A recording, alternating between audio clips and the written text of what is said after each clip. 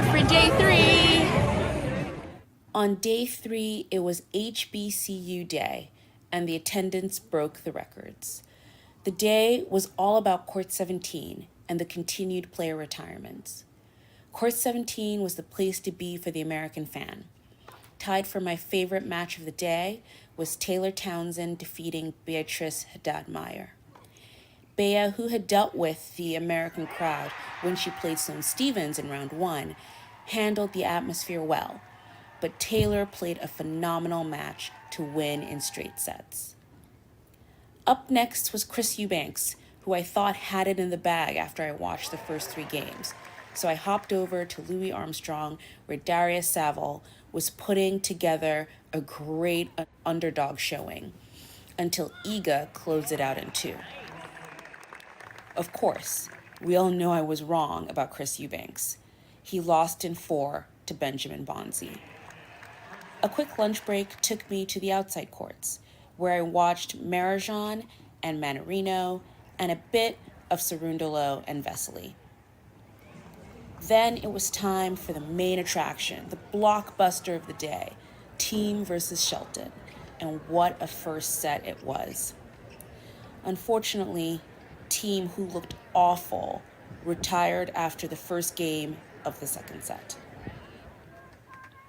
Court 17 was calling me back, and I spent the rest of my night watching Tommy Paul claw back from a 2-set deficit to beat an inspired Roman Safulin. Tomorrow should bring some great matches. Andy Murray versus Grigor Dimitrov, Daria Kasatkina versus Sofia Kenin, Gael Monfils versus Andrei Rublev, Jack Draper versus Urkach, the battle of the Italians with Sinner versus Sonego, the battle of the talls with Jarry versus Mickelson, and on and on and on.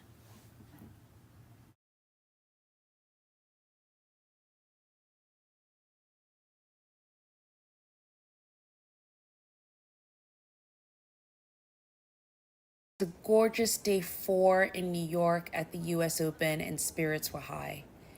That was quickly dashed by the first 2 matches of the day. The match between Jack Draper and Ubi Urkach was clearly one-sided, as Ubi looked pale and weak. The physio was called out, but he stuck with the match, losing in straight sets. A bright side was it was good to see Jack Draper back on court playing well. Then it was off to Court 5 for Matteo Berrettini versus Arthur Rinderknecht. For the first set and a half, we had the Rinderknecht who pushed Alcaraz in queens. He was up a set and a half on Berrettini and was playing lights out when Berrettini took a bad fall and had to retire. I needed a palate cleanser after the first 2 matches, so headed off to Louis Armstrong, where Elina Svitolina was putting in a masterclass on how to come back from a set down and win.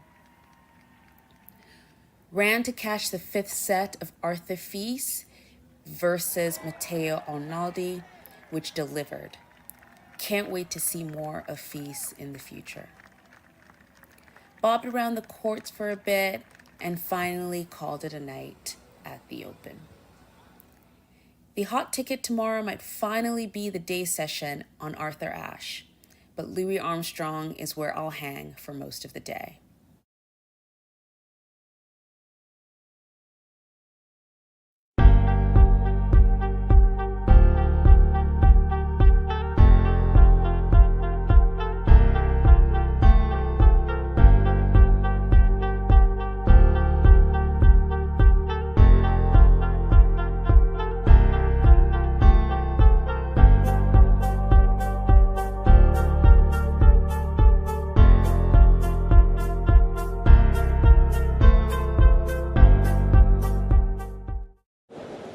Ready? Play.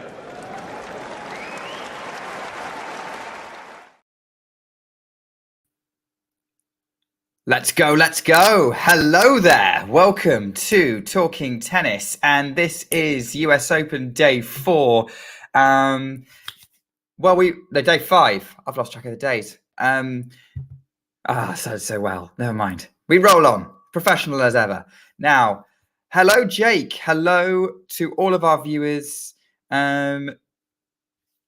We are gonna be enjoying some tennis together because that's what this is going to be. It's going to be some time to sit back, enjoy, watch all the action, and just talk tennis, talk about what's going on. Jake, I know you're in the chat. You're in Loving Life.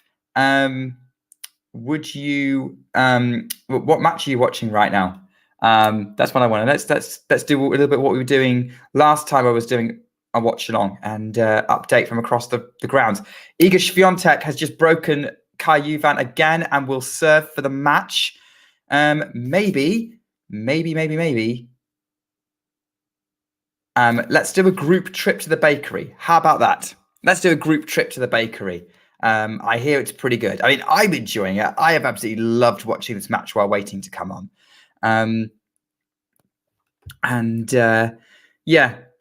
Okay, Jake and I are both watching Iga. So I think actually from look at you on Twitter, actually, that doesn't surprise me. We'll kind of see how we go. So I know I'm about 30 seconds behind the screen for a lot of you. So apologies if I start commentating and think, but Nick, you've already heard this. But yes, but this is part of me enjoying the experience with you guys. As Iga Swiatek hits a monster forehand winner, and she's been doing that all afternoon. It's barely been an hour. Matthew's watching Shelton versus Karatsev. ADF versus Paul, definitely also very hard odd. It's definitely a race between Swiatek and Paul to see who can win first. I think Swiatek is winning. But she's currently 3 points away from winning it, whereas Tommy Paul needs to find a way of breaking Davidovich-Fokina, otherwise he's going to be 2 games away. As Swiatek's at net, but can't get a proper handle on that backhand volley. And Juvan gets the point. Juvan, I think, has only won, I don't know how many points the set. She only won 8 points in the first set. I think she's won maybe 6-7 points this set. As a surprise, Jake, that you can't find a stream for Shelton and Karatsev. Let's do a bit of a live score update, shall we, while we wait to see what's happening. So we've got Iga Swiatek is serving for the match at 6-love 5-1. It's deuce at 4-1 in the 4th set between Paul and Davidovich-Fokina. Paul leading by 2-1. I think those of you who've been watching that match know it's been a particularly strange affair. It's been nearly 4 sets, but only 2 hours. And Ben Shelton has just won the opening set against Aslan Karatsev, 6-4. Whilst Yelena Ostapenko and Bernardo Pera are kind of midway through the first set in court 17. Results so far, Wang Jinyu is into her first ever last of 16 match at a Grand Slam. She beat Anna Karenina Schmiedlova to get through. And Karolina Muchova got through, beating Taylor Townsend after what was a really close first set. I thought she was going to lose that first set because Townsend was in every single service game, but Muchova kind of grew into that match. And Matthew was also super excited about Muchova looking good. I agree. I'm excited to see where this goes. By the way, it's match point between Swiatek and Juvan. And it's a second serve for Swiatek. This has probably already happened for you. I'm not sure, but absolutely. As we go for a second set. Forehand into play from Juvan. Backhand Swiatek looped up. Forehand Juvan. Swiatek goes middle of the court. Juvan's trying to attack. Puts it in the net.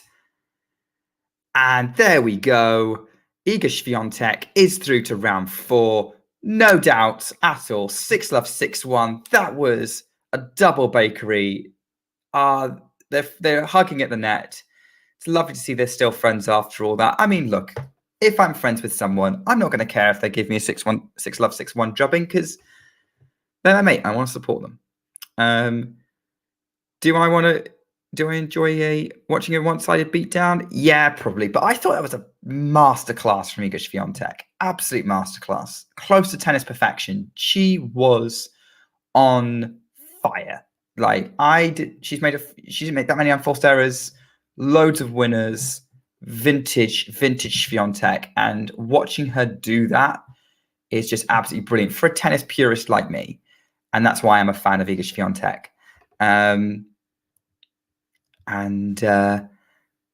That's why I'm super excited for it. And to be honest, I'm going to say this now. I'm a Federer fan. I'm just going to say former Federer fan, would still be a fan if he was playing. I would definitely be loving a 6-love, 6-love, 6-1 win from Roger. If it was down to Roger just being in full flow. Like that 2004 final against Leighton Hewitt, I have gone back and watched it, and yeah, absolute masterclass, especially some of the rallies that he kind of got through against.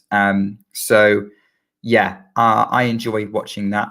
Hello, Elena, ATP extraordinaire yourself. I mean, so far I think now we're into fewer matches. You have less of an opportunity to kind of spot the niche good ones, because I've just basically said I want to watch the entire third round. But yeah, all very good. So next up on Louis Armstrong, after that result, I believe is I know it's a men's match. I'm just getting it up now. The men's match, it's Mannarino-Tiafoe. And I'm a Tiafoe fan, so I'd be tempted to watch that. But the reality is I think we're all here to watch Wozniacki versus Brady. So I think we're going to be keeping an eye on that. Tommy Paul is still 2 points away from 2 games away from winning. Yes, Battle of the Comeback Queens. Star my headline, Jake. Star my headline. So I think that's what we're kind of here for. So we're kind of waiting for whatever is happening on Arthur Ashe to finish. I think that's the best way of describing if this match is whatever this is.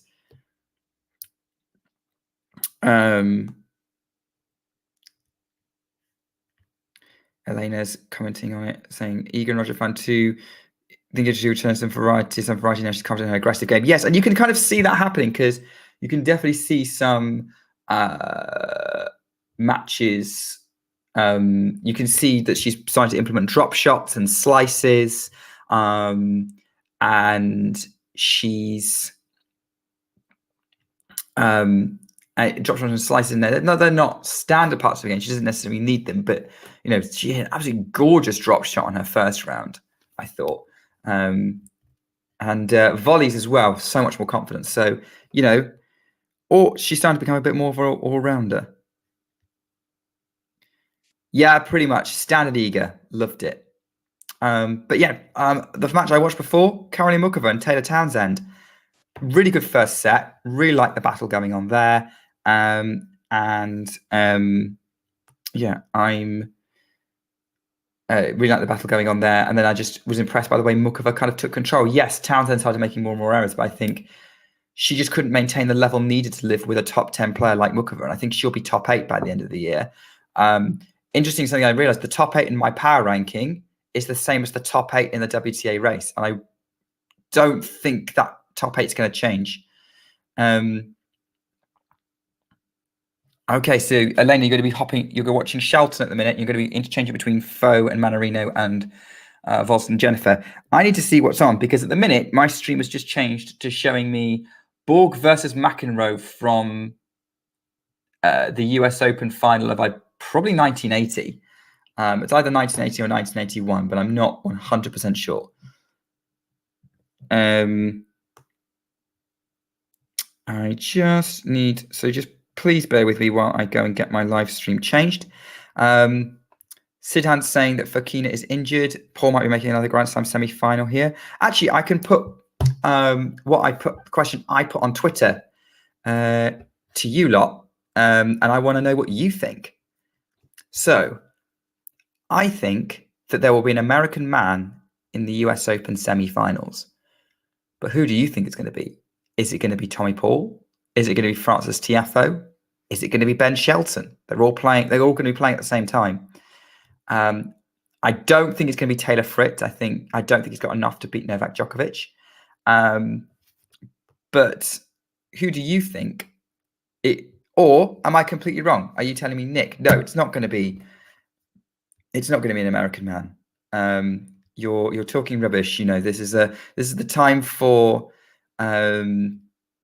this is the time for Adrian Mannarino to finally break through, or Aslan Karatsev to make another Grand Slam semi-final, or Zhizheng Zhang to surprise us all. Yeah, let me know what you think. American man. Do you think an American man is going to make the semi-finals of the US Open? And if so, which one? So Elena, Jake, Sedant, and I know there's another 3 people watching, so let us know what you think. I've now finally turned on Tommy Paul against Davidovich Fokina. Davidovich Fokina saving another game point at 4-2. He's making this more competitive than it was, which is good because it really wasn't competitive for a while. And I think Tommy Paul wasn't expecting the momentum to shift quite so quickly. I think Fokina did take a break after the first 2 sets and came back a little bit more rejuvenated, a bit more relaxed. So we'll have to see how that one goes. But certainly, I think we're in for a good one. So yeah. Sorry. I don't know why I keep sneezing on streams at the minute. So yeah, to all of our viewers, let us know. Let me know what you think. American man in the semi-finals. Probably an obvious prediction. But the more complicated question is, which one? On Twitter, so far, everyone's telling me it's going to be either Tiafoe or Paul. No one's backing Shelton to make the semis. I don't think anyone's seriously expecting Taylor Fritz to make it.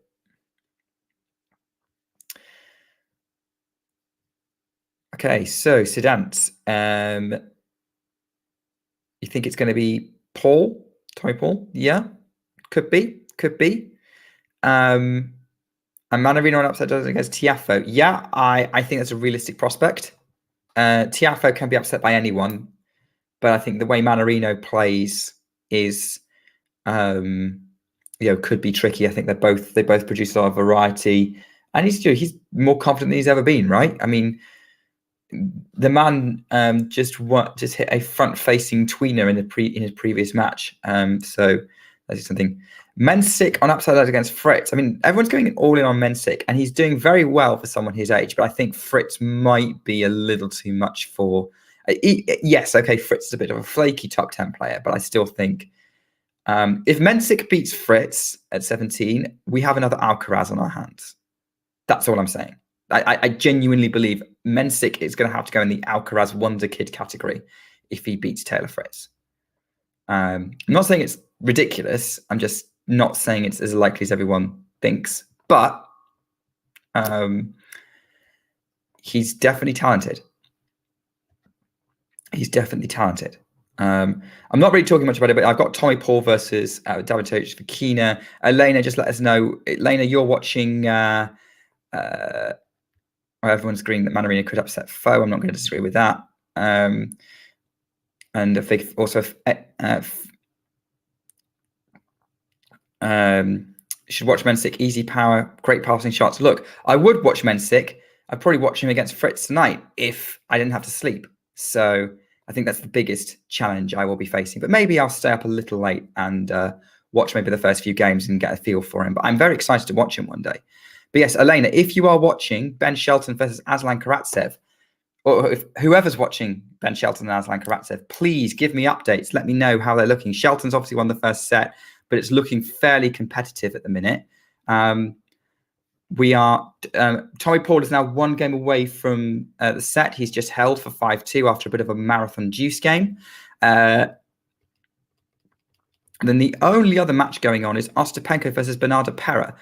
And Bernarda Pera is serving for the first set, 5-4. So if anyone's watching that, let me know.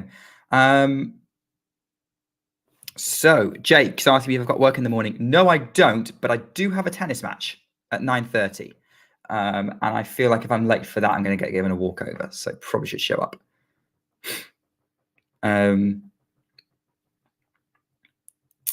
So Elena's saying it's on serve in the second set. Yeah, just let us know if there's any highlight reel points or breaks or drama. That'd be great. Our correspondent on the screen, as we've got Anastasia on the ground, and brilliant updates from Anastasia, by the way. Absolutely brilliant updates. Absolutely loving her sort of everything she's done. It makes watching them makes me feel like I'm really missing out on being at the US Open and give me a real feel of what it's like to visit. I had no idea you could get to Louis Armstrong on a grounds pass, or maybe not. Maybe you'd get Louis Armstrong tickets, but she's going to Louis Armstrong every single day, and that's great. And they seem to be the great. Yes, I am playing more. I'm enjoying it. This guy I'm playing tomorrow. I didn't really get a good feel for his game because I didn't play very well against him, and I was just annoyed with how I was playing more than anything else. But I definitely need to. I'm going to try and be a bit more aggressive. Not as aggressive as I was a couple of months ago when I was just trying to blast the ball all the time. But rein it in a little bit, but just be a bit smarter with how I'm playing, maybe, because at the minute I've been way too cautious. Going back to Fritz v Mensik. Fritz isn't that good for Mensik to watch such hype on beating him. Well, that's down to your opinion of Taylor Fritz. I'm going with the headline of 17-year-old beats top 10 player. And the fact is, Taylor Fritz is a top 10 player. I mean, like, this year's not been as good, but he's still ranked top 10. He beats most players.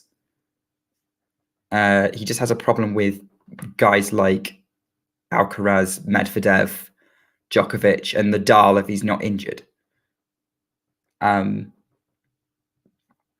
Which is basically like Tsitsipas. Actually, that's an interesting question. Would it be a bigger shock if Jakub Mensik beat Stefanos Tsitsipas than if he beat Taylor Fritz? Or Alexander Zverev? But yeah, I know that... Oh, Damien's fan club will be pleased to hear that he's bringing us live comms for Fritz versus Mensik. And I can't think of anyone better, to be honest. Okay, Karatsev has now broken Ben Shelton. Great winner from Alejandro Davidovich Fokina on Arthur Ashe to get himself to game point against Tommy Paul. So I should probably focus now. Second serve for the Spaniard, who's trying to keep this match alive. He's serving at 2-5, 40-15. He serves up the tee. Backhand from Paul to forehand. Backhand, Paul cross court. Slice from Davidovich Fokina. It's hard to see because of the shadow. Forehand, Davidovich Fokina on the attack. Paul's trying to scramble for it. Gets it back. Fokina goes back behind. Paul hits the passing shot. Winner, 40-30. Well dug out. Davidovich Fokina tried to go back behind him again. Just tried to be a little too clever because he had Paul on the defense. Tried to go back behind, but Paul had a little bit more time to just lift the ball past Davidovich Fokina. And the Spaniard couldn't do anything about it, and he saves the first game point to try and sort of rattle the Spaniard a little bit and give himself a bit more confidence in trying to close this match out. We're into this 40-30 point. Inside-out forehand from Fokina, and Paul forces the Everton ball. It drops really short, and Fokina puts away the overhead. Holds for 3-5. Tommy Paul is going to be serving to try and get this done in 4 sets. And it's odd to say this, that a match that's 4 sets has taken 2 hours and 15 minutes. We're almost back to the sort of the old era of tennis where, matches were that short. I remember seeing a score from the 60s where Rod Laver completed a straight sets win that wasn't 6. It was like 6-4, 6-4, 6-4 in an hour. Much faster pace of tennis. Hey, Max. Always good to see you, Max. I haven't said hi. I haven't had a chance to say hi to you for a while. I've seen you in the chat a couple of times, but always good to see you. Max, are you watching Ben? Elena is as well. I'm currently watching Tommy Paul against Davidovich Fokina, and they're into a backhand round in a minute. Davidovich Fokina tries to change direction with the forehand, put it into the high part of the net. It's 15-love Tommy Paul, who is now 3 points away from securing himself a place in the US Open last 16. The first American man to get it that far? I think he would be. Not in this tournament, not ever. because that would be ridiculous. Certainly for Tommy Paul, he's been to the US Open 4th round. Actually, no, he's been to the 3rd round last year, but this would be the first he ever got to in the US Open. And if he was to win today, it would mean that the Roland Garros would be the only Grand Slam that he's not reached the 4th round of.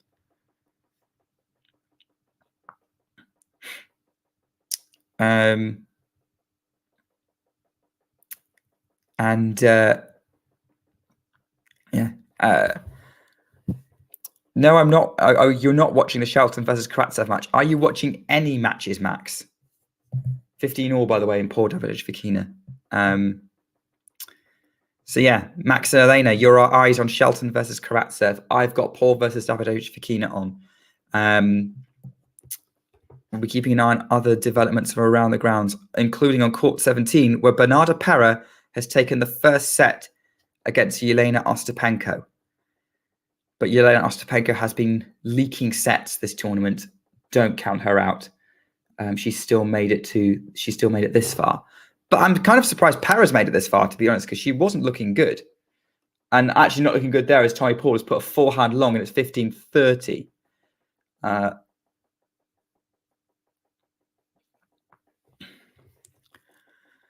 Sit down, continue a conversation about Fritz. I don't think Ema and Popirin are inferior players.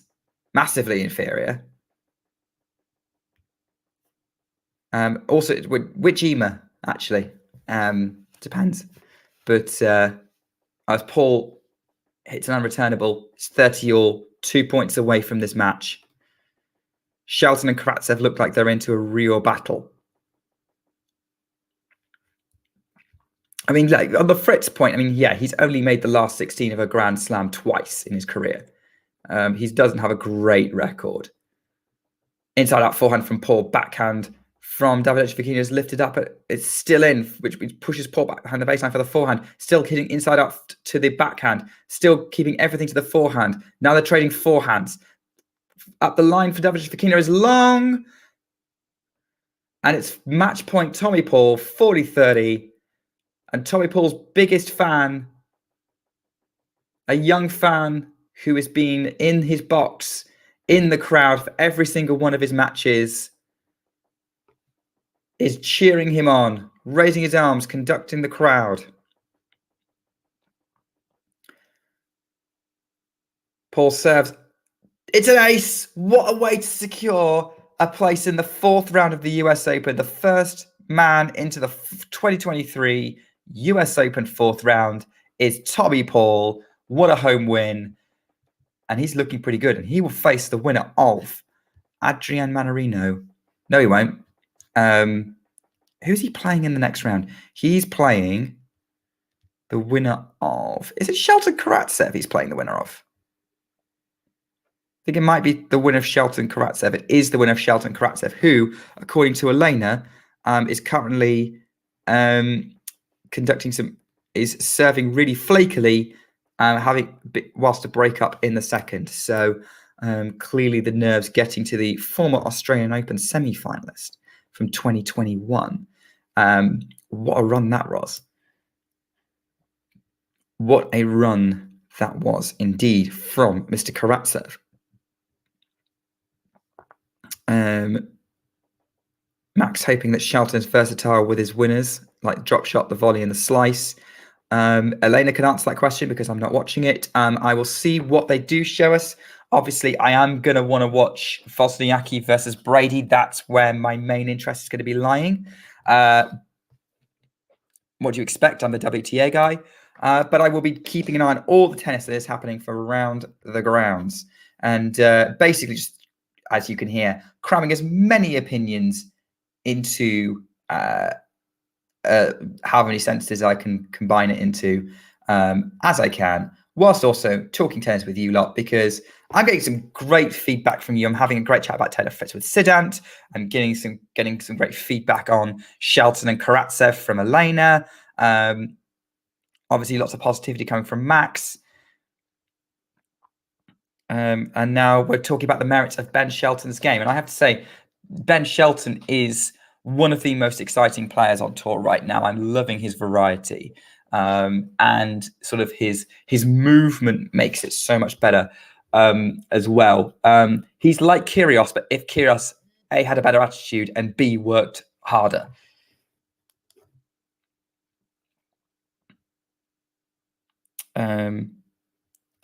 So yeah.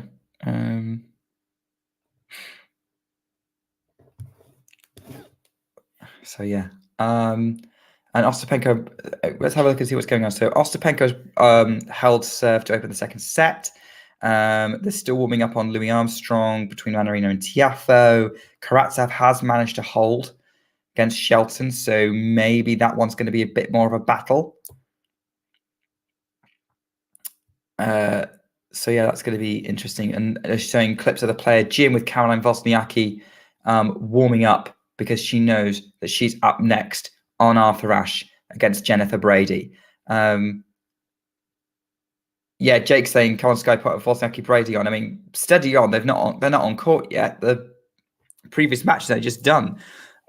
So I think they will, because Wozniacki is a recognizable name compared to many of the others, especially for a British audience. So yeah, we are into.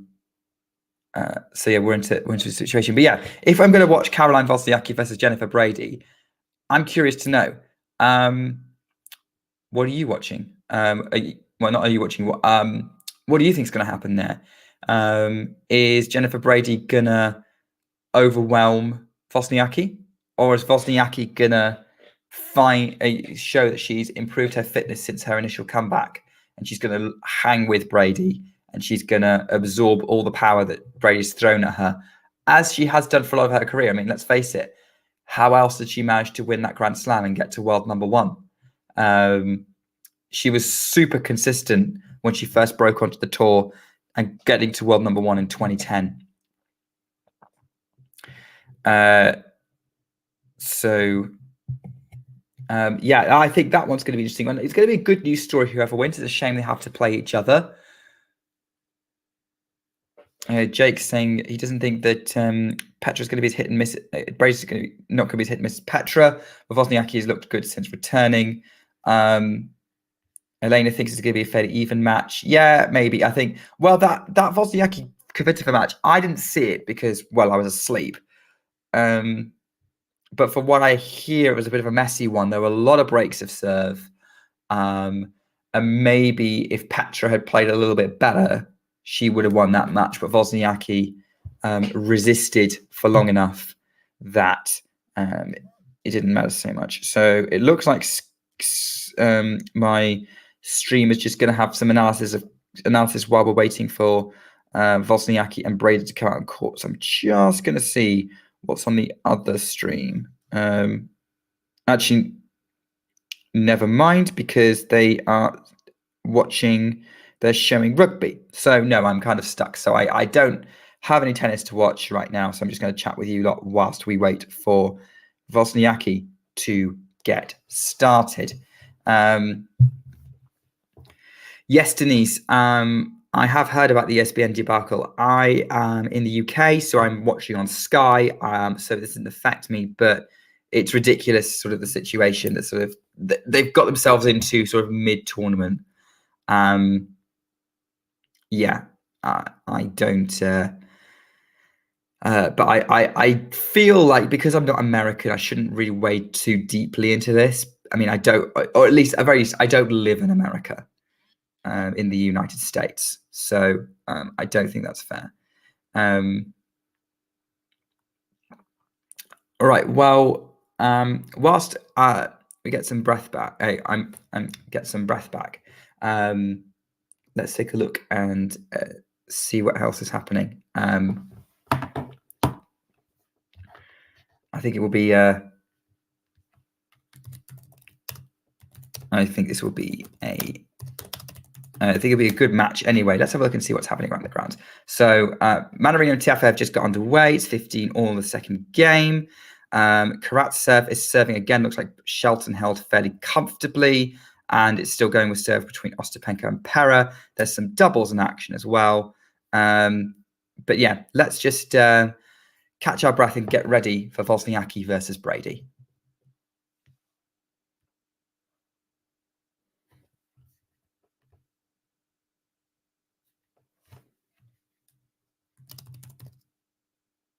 Yeah.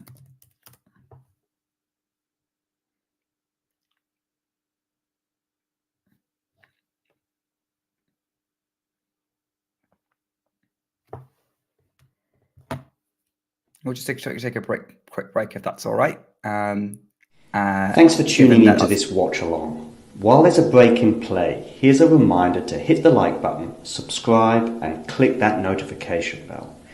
Your support helps to keep the channel going. While we're here, you can now become a member to enjoy perks including badges for the live chat, but also bonus material such as interviews with top players from both ATP and WTA tours. The membership link is pinned in the live chat.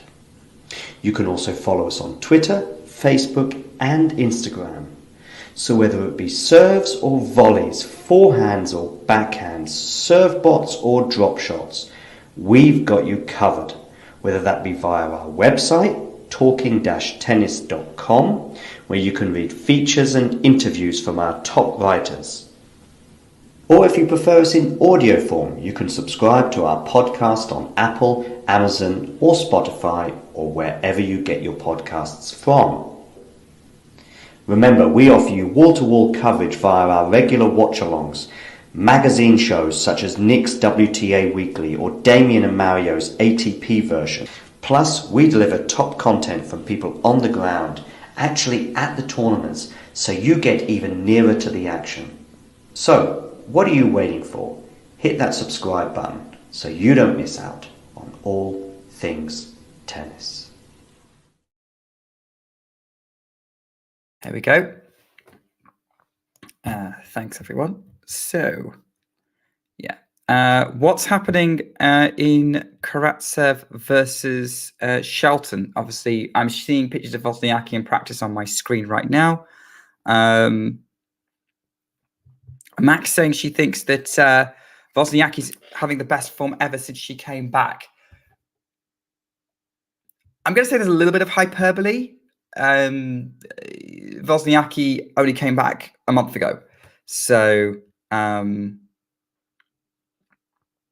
think, we are in I think that, she's played 3 matches pre-US Open. This is her 6th match of her comeback. Yeah, she's come back really strongly. She has definitely come back at a level that's pretty impressive. Obviously, she's beaten Petra Kvitova. And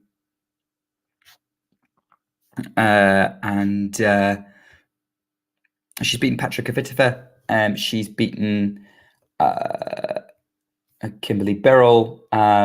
And obviously I can't remember who her first round was. But, she's definitely at least top 100 level. I'd say she's top 50, maybe pushing top 30. She definitely does.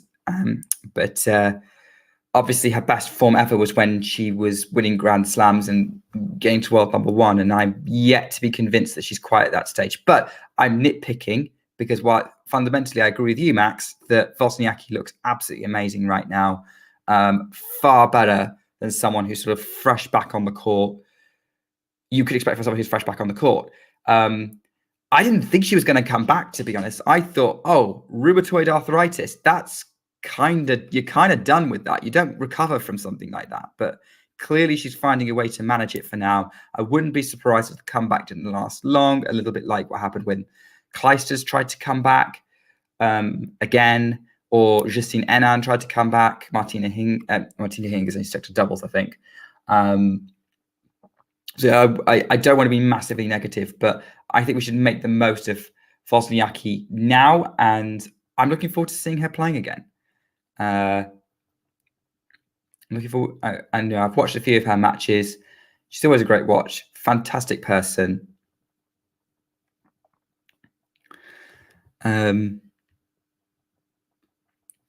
what's happening. Ben Shelton versus Shelton-Karatsev. Ben can really open up the court with his lefty forehand, but Karatsev has side for the double fault. So I guess what you're saying, Elena, is Ben has the tools to win this match, and Karatsev is giving him plenty of opportunities, but he's not taking them. That seems to be the vibe I'm kind of getting from you watching this match. Correct me if I'm wrong. What else is happening around the grounds? We've got a blockbuster men's doubles match happening on court 12. It's taken them 2 hours. They're into a deciding set between the number 1 seeds, Wesley Koolhof and Neil Skupski, and the former Grand Slam winning doubles pair, Juan Sebastian Corral and Robert Farah. First set was won on a tie-break by Koolhof and Skupski. Cabal and Farah won the second set 6-1, and Koolhof and Skupski have a point for a 3-love lead in the decider. That's the kind of match I would expect to see at like an ATP finals or something. Jamie Murray and Michael Venus are in action against Herbert and Mahou. That's another really strong doubles match going on. Ostapenko is now a break up on court 17. Unsurprisingly, she's got a point for 4-1 lead against Bernarda Pera in the second set. But obviously, it's going to come down to the decider if Ostapenko can get that. And Elena is saying my assessment of the situation based on her commentary is correct. I feel so sorry for the producer trying to keep up with me, jumping from match to match to match to match. Perfection is so boring. Depends what perfection looks like. I'm a fan of watching. I'm a fan of what perfection looks like if it's coming off the racket of Iga Świątek or Roger Federer.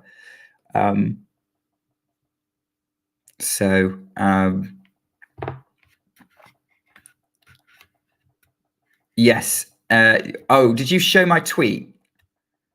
I wasn't paying attention to the screen, John.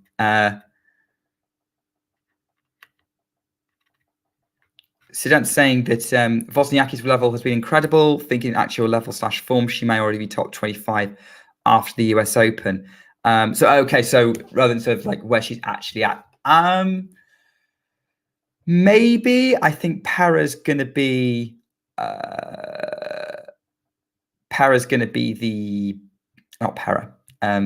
Brady is going to be the real test here. I will agree with you if she beats Brady, because she should have backed that win up against Kvitova, who's a Grand Slam champion, and then beaten the Grand Slam finalist in Brady, who's also come back really strong.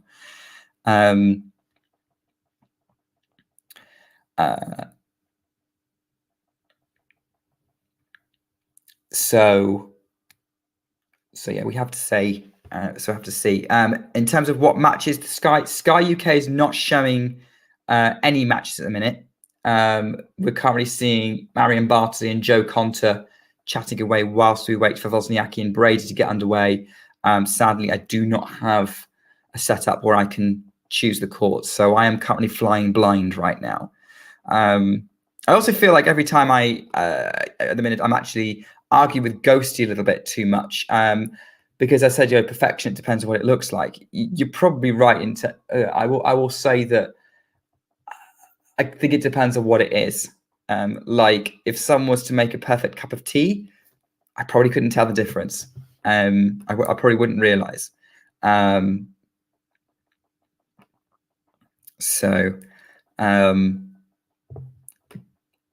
Ghost, I get the sense you'd want to watch Trevor Sand doing anything from watching the from knowing your comments previously. And do you know what? I'm not going to argue with you. I can understand why you'd prefer that. But hey, we're different, but we still like each other anyway. Always brighten up the chat. Ostapenko is now 4-1 up, but only the one break.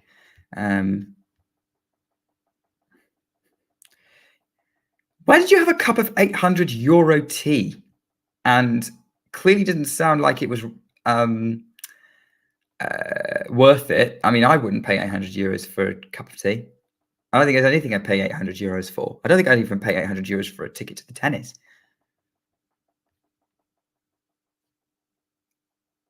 It would have to be a Roger Federer comeback match or something. Actually, no, even then, I refused to pay the money for the Laver Cup to go and watch his last match when it was in London. So, yeah, we're on I think we're on the same page with that one.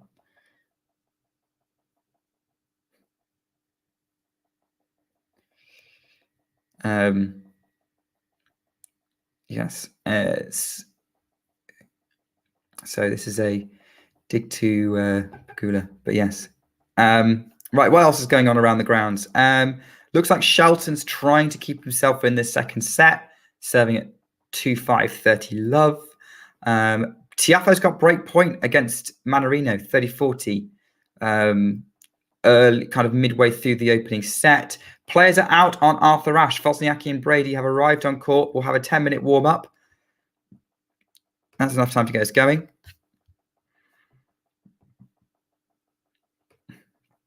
Did you go and see Federer play, Elena? I can't imagine you made it to Laver Cup, but did you ever see him live? I mean, maybe I should have gone to see his last match, but I've seen him play live in person twice before. I saw him play at the ATP finals in 2011 and 2012. So it wasn't like, oh, I'll never get to see him. But I was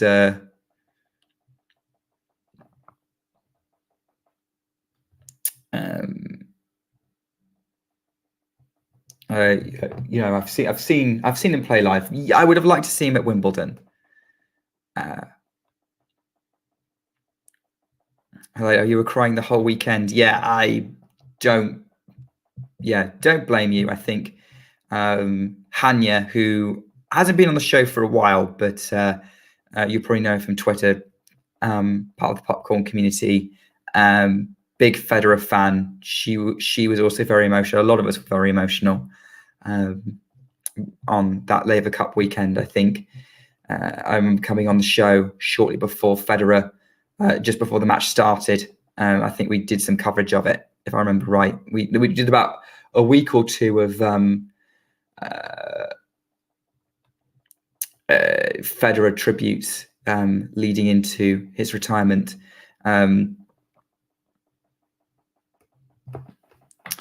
Yeah, I imagine that John's probably got something similar planned for Rafa. John, if you can't bear to commentate on Rafa's last match, that's fine. I'll return the favor and I'll do that one for you. Back to the actual tennis. Ghost is asking, what do I think of Noskova? I was impressed by her play against Jabeur last night. I think I've seen Noskova play live in Birmingham. Big hitter. Very impressed by the way she handled herself against Ostapenko, actually, in that match in Birmingham. Didn't catch the match against Jabeur last night. I was asleep. Not because I was bored, but because time zone. And I don't think my work would have been very impressed to have a sleep-deprived man at the helm. But I am big on Linda Noskova. I think she's got an awful lot of potential. And I'm excited to see what she does with her career. What she does in her career. She's definitely built a reputation for challenging top players, even if she hasn't figured out a way of beating them yet. So yeah, I'm with you, Ghost. I am impressed by what Noskova can produce already in her career, and I know she's still a teenager. Actually, how old is she? I think she 18. Is she 18? Yeah, she's 18. So she turns 19 in November.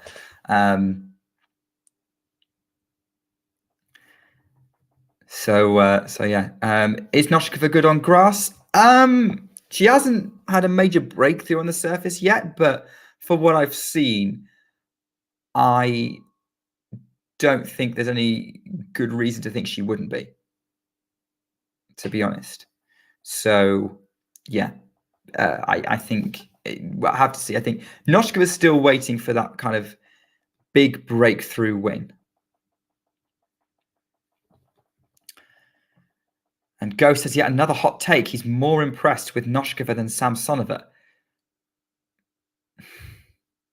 I think it's hard to say because then that's I can see where you're coming from there, because Samsonova's got a few good results. Like she's a couple of last 16s in slams. She's won a 500 in Berlin. She's reached the final in Montreal this year. I think results-wise, Samsonova has been very impressive, and Noshkova's too early in her career to have had similar results. But if you're talking on pure potential and how you see it, yeah, I can see what you're saying, because Samsonova can blow hot and cold, whereas Noskova, I think, is more consistently on than off. So I can see why you're saying that, but I prefer to see kind of hard results before I make any kind of definitive comments on who I think is better. And yeah, you can do with that line what you will, Ghost. Oh, Pera's broken back. That's interesting. Okay, she's making a real fight of it in this second set against Ostapenko. Yelena's not going to like that. Oh, and Tiafoe's gone from having break point chance against Mannarino to now being a breakdown on Louis Armstrong Stadium to the Frenchman. So Mannarino's turned the tables on that one. And they're just coming out to start the sixth game with Mannarino serving. Players are still warming up in Arthur Ashe. And Aslan-Karatsev has just won the second set against Ben Shelton. So that one's going to be a tough one. Actually, yeah, what match are you watching, Ghost? I'm surprised you're not watching Shelton. Elena, you're watching that match. How much of a hope are you giving Shelton of pulling off a win?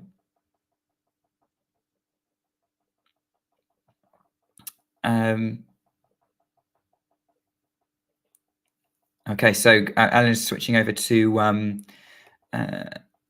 Mannarino, which is fair enough. Mannarino-Tiafoe. I would probably be watching that match if I had the option. But actually, I'd probably be watching Wozniacki-Brady still. And actually, Brady's about to... no, that's Bernardo Pera I'm looking at, because that's a lefty racket I'm seeing. Ghost, your comment about Ostapenko. I agree with you. I think she's absolutely awesome to watch. I've actually seen her watching her live in person. It's absolutely breathtaking how hard she hits the ball. What match am I watching? I am watching Wozniacki versus Brady once they get underway. But I will be updating you on the scores across the grounds as well. And obviously, if any of you are watching a match that I am not watching, feel free to please do give me insights into sort of what you're seeing on sort of across the board. It gives me, it really helps with my FOMO, as in I don't feel like I'm missing out. Whereas I probably would if I didn't have you lot. So, but Wozniacki and Brady are now underway. Brady is serving at 30 love and puts away a forehand winner for 40 love. Again, caveat, I will be about 30 seconds behind most of you. So if it feels like I'm slightly behind or I'm not really talking about anything exciting going on, part of it might be because I'm paying more attention to you, because we're here to chat and have fun together, but also because I'm slightly behind compared to the rest of the world. But we are now underway. Big serve from Brady, misses. But yeah, Ghost, yeah, watch whatever match you want to watch. If you want to watch Wozniacki-Brady with me, I'll be glad of the company. If you want to see your fave Penko in action, then I don't blame you, to be honest, because I think I've chosen to watch Layla over probably more exciting matches. But absolutely love watching her play. So yeah, don't let me influence you too much. Just saying this is how it's going to work around here. And Wozniacki, they've now swapped sides, and Wozniacki is getting ready to serve. We're seeing women in the crowd having a drink. Actually, okay, I'm going to ask a question. Are honey juices any good? Because I've never tried one in my life. I'm not really and I wouldn't know how to mix one if I tried. But yeah, if any of you've been to the US Open and had a honey juice, what's it actually like? Wozniacki puts first serve safely into the middle of the box. Backhand from Brady is wide, 15 love. Perez quad is wrapped up. I don't know anything about that, sorry. I mean, a lot of players have niggling injuries. I think we I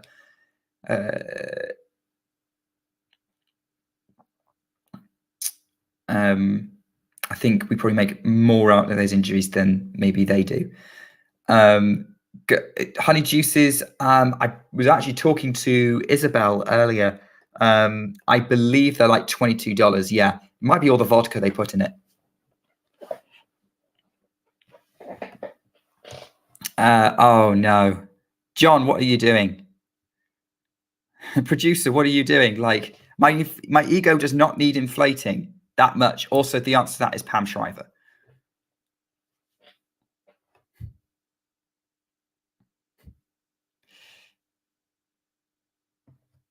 Okay.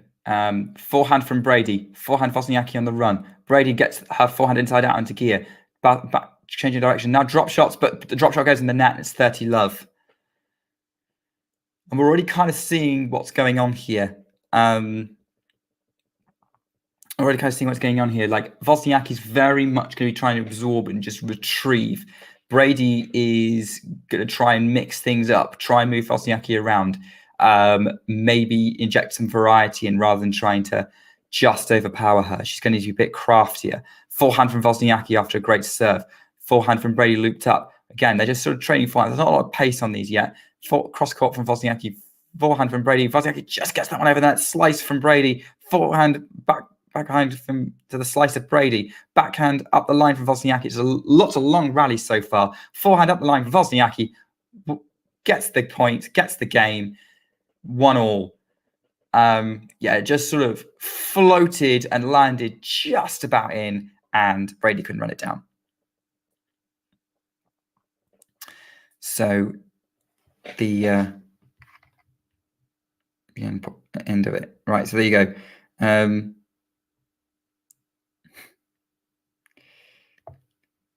Oh, come on. Everyone's trying to vote for me at the minute. Tell me why. Actually, don't tell me why. That was meant to be a Backstreet Boys reference, but I just realized it makes it sound like incredibly egotistical.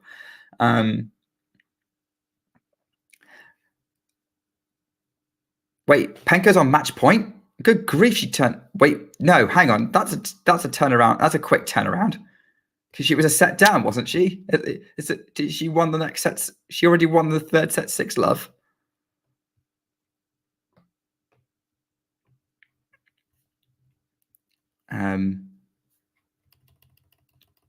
But I can see that she has won the second set 6-3. Mannarino is still a breakup on Tiafoe, as you can see, and Shelton-Karatsev still very early stages of their third set. We're already at love 30 on the Wozniacki-Brady match. Need to pay attention to this. Let's see what we've got. Yeah, Ghost is happy we're going 3 on court 17. Forehand from Brady is wide and wild. It's love 40, and we'll already have breakpoint chances for the former world number 1, the 2018 Australian Open champion, Caroline Wozniacki, who is also a 2-time US Open finalist. She was a finalist in 2009, lost to Kim Clijsters. 2014, lost to Serena Williams. Brady goes along with the first serve. That 2009 tournament was probably Wozniacki's breakout moment. Serves out wide. Backhand from Wozniacki against the Brady backhand. Brady changes direction with the forehand. Forehand Wozniacki cross court. Forehand Brady going back behind. Wozniacki has to really reach for it. Gets the angle. And it's such a good angle that Brady struggles to pick it up. Puts it wide and long. And Wozniacki's broken to love. 2-1.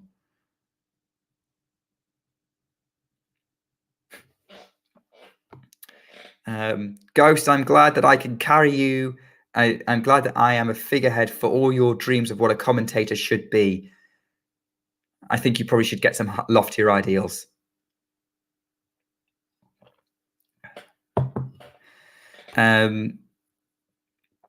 I am definitely retweeting that tweet from Damien later. I do try and cut back on the Iga Świątek propaganda on my Twitter, but sometimes I just can't help myself. And yes, I am going to still refer to it as Twitter. Boo to anyone who says otherwise. I was going to say something else, but I didn't want to get us in trouble. So anyway, we are in a change of ends. It's Deuce on the Mannarino serve, 4-3 on Louis Armstrong. Elena, are you watching that match now?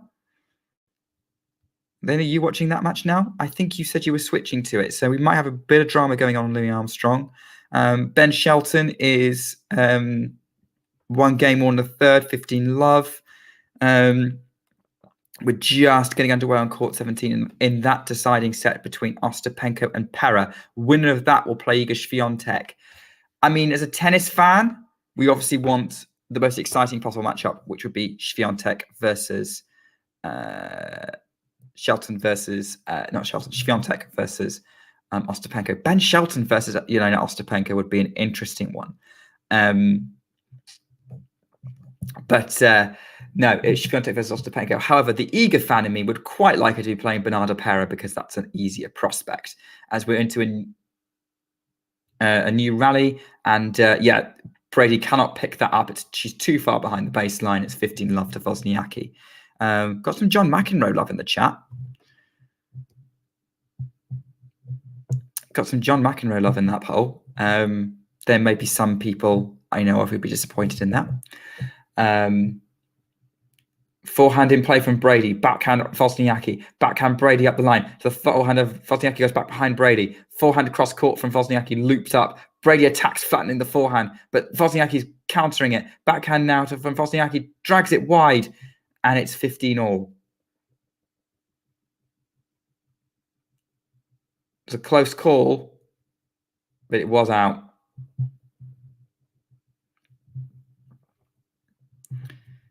It was out. So we're on 15 on the Wozniacki serve. He's trying to consolidate this break. She's wearing sort of this blue Adidas bodysuit that we've seen some other players wear. Backhand from Brady. Backhand from the net into the net from Wozniacki. First nasty unforced error I've seen in this match.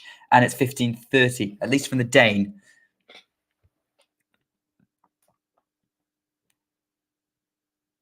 Wozniacki now hoping not to immediately lose her advantage. This is not what she needs right now. Brady gets ready to receive. Backhand in play. Backhand from Wozniacki to the backhand of Brady up mid-court. Forehand Wozniacki again. Very loopy, the forehand. Backhand from Wozniacki. Forehand Brady. Backhand scrambled by Wozniacki. Brady's going to come in and try and finish it.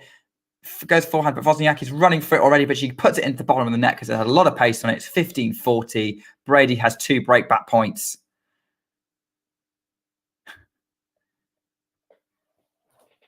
Okay, Ghost is obviously not a fan of Wozniacki, but I will accept the olive branch. I hadn't realised how loopy the Wozniacki forehand was.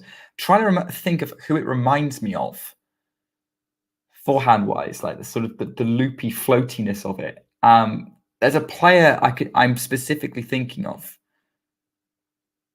Backhand up the line from Brady's wide and 30-40. Elaine is saying that Tiafoe versus Mannarino is actually very entertaining, with Tiafoe trying to get more volleys and net play. Looks like Mannarino has held, though. So despite Tiafoe's best efforts, but that might be a long one. Although they've only been playing half an hour. So maybe some quick points, but we could be in for a lot of entertainment on Louis Armstrong. Wozniacki's gone long on the backhand, and it's 2 all. Brady has broken back and will now be serving.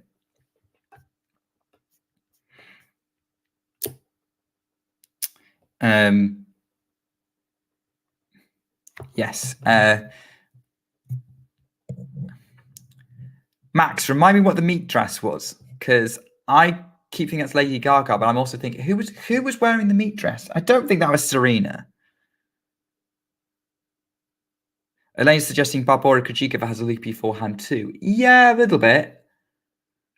A little bit. It'll come to me. might come to me. Maybe it'll come to me on a completely different live stream, and it'll be like I'll be commentating on the women's final. It'll be like, oh, that's who Wozniacki's revolt one remind me of.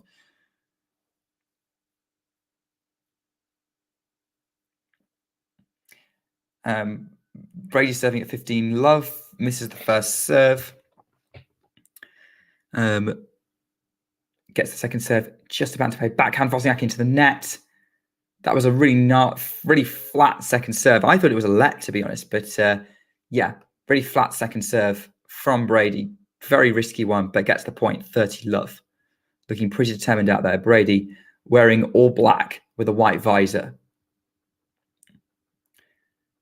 Fault comes off the top of the net.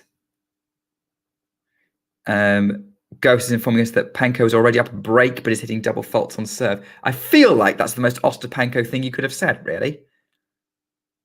Actually kind of sounds like what Elena was saying about Shelton-Karatsev earlier against Ben Shelton in the second set. So, yeah. And that's the thing, you know, if we do get an Iga-Penko rematch, because they haven't played since Ostapenko beat her in Dubai 2022, so 18 months ago nearly. They haven't played since Ostapenko beat her in 3 sets. And I think what it is that Ostapenko has the ability to definitely overpower Swiatek. But she also lacks the consistency, whereas Iga's far more consistent in comparison. So I think that one, there's going to be a lot of tension in that match. And I think it depends on if Penko hits. I don't think Penko hitting that many unforced errors, she's going to get away with that against Iga Swiatek. Especially since Swiatek's looking is looking really good at the minute.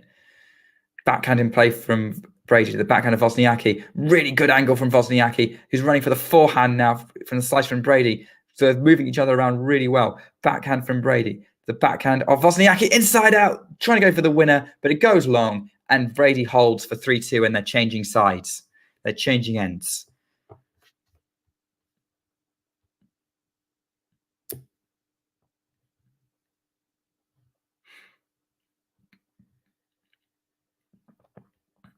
The changing ends. What's going on around the grounds? Mannarino and Tiafoe are back out. Mannarino's trying to serve for the set. I've just seen Tiafoe's got it to 15-30. Karatsev is trying to hold serve to get it to 2-all in the third. And as Gosi's updated us, Ostapenko is up 2 love in the deciding set in her match with Bernarda Pera. Lots to be interesting from around the grounds. Koolhof and Skupski 2 points away from ending the careers of Cabal and Farrar. Literally, Cabal and Farrar are retiring after this match. It's 30-15 at 5-3. This is not one of those memes of about to end this man's whole career. I'm not doing that. I'm not about that.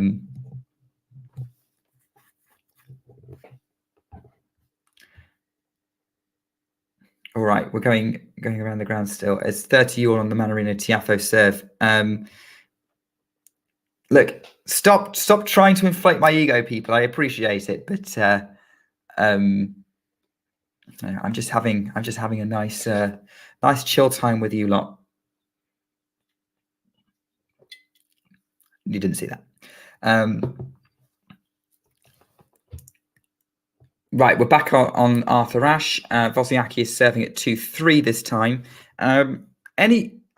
This score looks like there's some drama happening on Louis Armstrong. So I'm waiting to hear from one of our correspondents watching the match to see what's going on. Is Tiafoe going to break back? Is Tiafoe going to foil Mannarino's attempt to take the first set? I am watching Wozniacki versus Brady. It's 15 love to Wozniacki, who serves into play up the tee. Maybe there's a side that's better to serve from at the minute, because both Wozniacki and Brady got broken serving from the other side. So it'd be interesting to see. Forehand inside out from Brady. The backhand of Wozniacki goes back to the backhand of Brady, goes up the line. They're moving each other around a lot. Very short from Wozniacki, but Brady puts the backhand into the net, and it's 30 love to the Dane.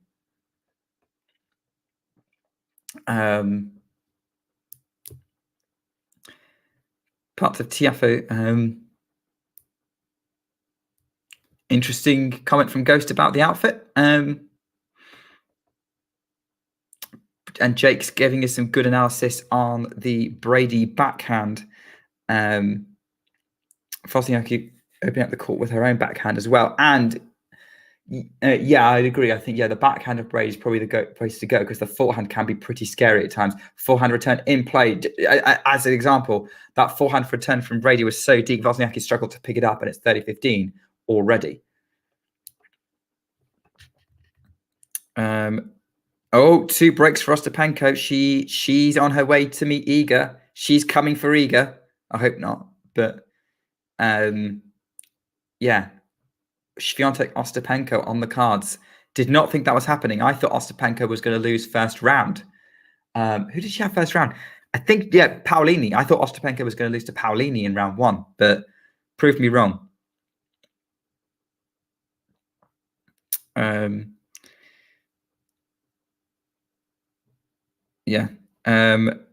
Jake, would you say there's also a massive difference between the forehand and the backhand of Wozniacki as well? Because you're right, the backhand can be used as a great tool, but the forehand can drop quite a bit short sometimes.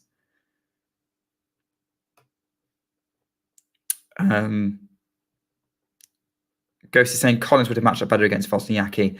But there wasn't a possibility of her playing Wozniacki yet. Like Brady, she lost to Mertens, and Mertens is playing Goff, so this wouldn't be until round 4 anyway. So there wasn't a chance of Collins playing Wozniacki at this point. Backhand from Brady, the forehand of Wozniacki. They're trading forehands at the minute. Wozniacki's changing direction. Brady slices, just gets over the net. Wozniacki's changed direction. Brady loops that forehand up. Wozniacki puts hers into the net, 30-40, and Brady has another break point. Maybe it's not end dependent.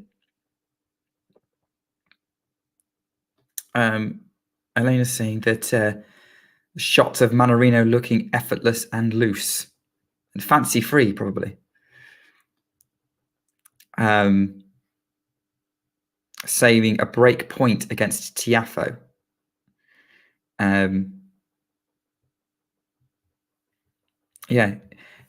Jake, I was trying to work out who Wozniacki's forehand reminds me of, and I can't think.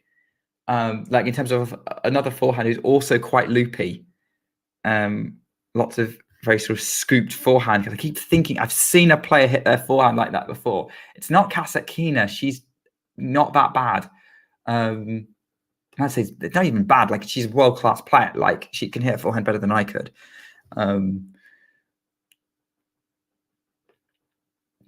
Wozniacki has saved the break point, goes along with the first serve at deuce.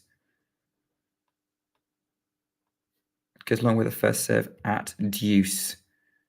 And then there's a let on the second. Not ideal. There's drama going on all over the place, it has to be said, because we've got critical moments on Louis Armstrong between Mannarino and Tiafoe, and it looks like it's break back points for Pera. Forehand from Wozniacki. Oh, what a shot from Brady to set up another break point. Forehand winner. Yes, Jake, Per's forehand. It is very loopy. Maybe I'm thinking, I might be thinking of someone else, but Per actually, very similar setup, but Wozniacki not as mercurial as Per. And that is the second time that word has been used on a live stream today. I assume I didn't see the one between where we watched Townsend and Mukova, but backhand from Brady to the backhand of Wozniacki, and Brady goes over the baseline and into the tram line, and it's deuce, and it's another break point saved by Wozniacki. Tiafoe is saving set point and trying to get back into the match on Louis Armstrong. Ben Shelton's trying to set himself up to get a break on grandstand as well, 15-30 on the Karatsev serve. And Barra has got one of the breaks back on court 17. This is brilliant.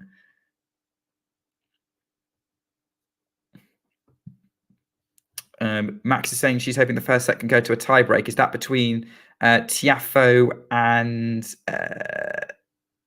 Tiafoe Mannarino? Jane, I don't know. I'm not watching Shelton, so I don't know why he's limping. I don't know if anyone else in the chat's watching Shelton, so you might have to update us on what's going on in that match. Oh, great backhand from Wozniacki, who then follows up with another great backhand, cross court, and gets the game 3-3, saves break point. Ghost describing a beautiful passing shot from Bernarda Pera to break back against Ostapenko. Yeah, Jake getting there with getting there ahead of me, but then he's probably ahead of me in the stream. So there's quite a few of us in the chat already, and we're all kind of updating each other on what's going on. So I think we've got Ghost watching Pera versus Ostapenko. We've got Jane watching Shelton against Karatsev, and Elena is keeping us updated on Mannarino versus Tiafoe, or whilst I am watching Wozniacki versus Brady. And we love you too, Jane. It's always great to see you in the chat. Very generous of you, Jake. Thank you, but don't worry about it. I'm going to be looking at the screen more than the chat. Wow, probably flipping between the two.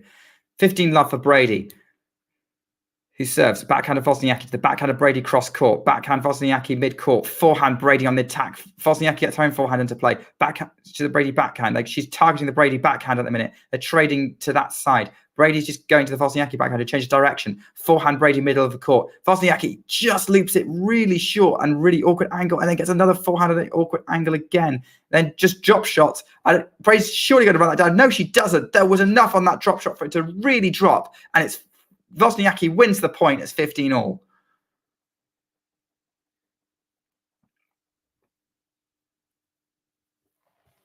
Yeah, Ostapenko never makes it easy for herself. We've been saying this all stream. Kids, I love you both equally.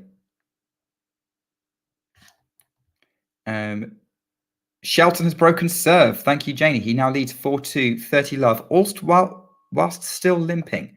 But then it probably helps. He's got a massive serve. He can keep things fairly short. Oh, Mannarino's got the set. Mannarino's got the set, 6-4 on the Louis Armstrong Stadium. So he now leads Tiafoe, the former US Open semi-finalist, 6-4. And Ostapenko's got break points on court 17. Brady has just double faulted. That's not ideal for her at all.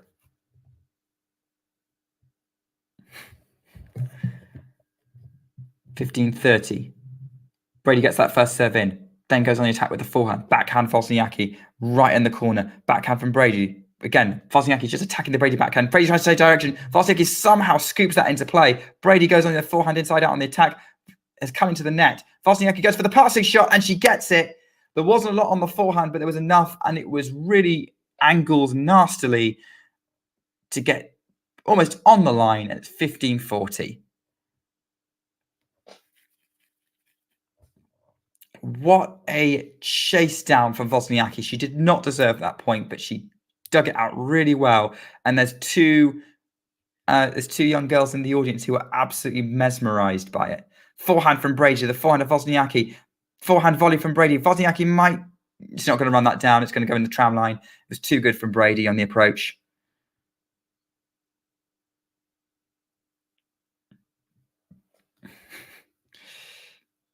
Ghost is telling us that apparently of the 4 games Ostapenko has won the set, 3 of them been breaks. Yeah, that sounds about right. Shelton has held for 5-2. Karatsev will be coming out to serve to stay in the 3rd set and avoid going 2-1 down. Might be a challenge. We are at deuce as Brady hits an unreturnable serve. We are at deuce in this game, and it's now Brady's turn to save break points. Good grief. Yeah, Jane repeating her comments about 147-mile-an-hour serve.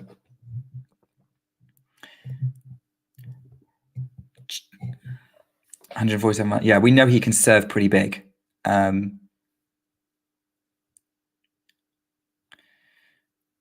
Yeah, John needs to sleep at some point, guys.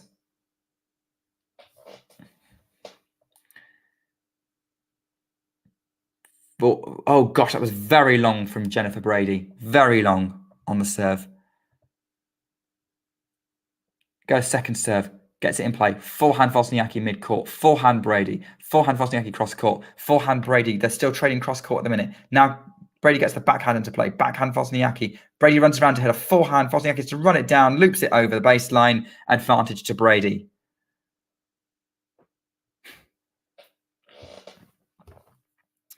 Advantage to Brady. That was well handled, and you can see that that's the first point where she's run around to hit a forehand in her backhand wing.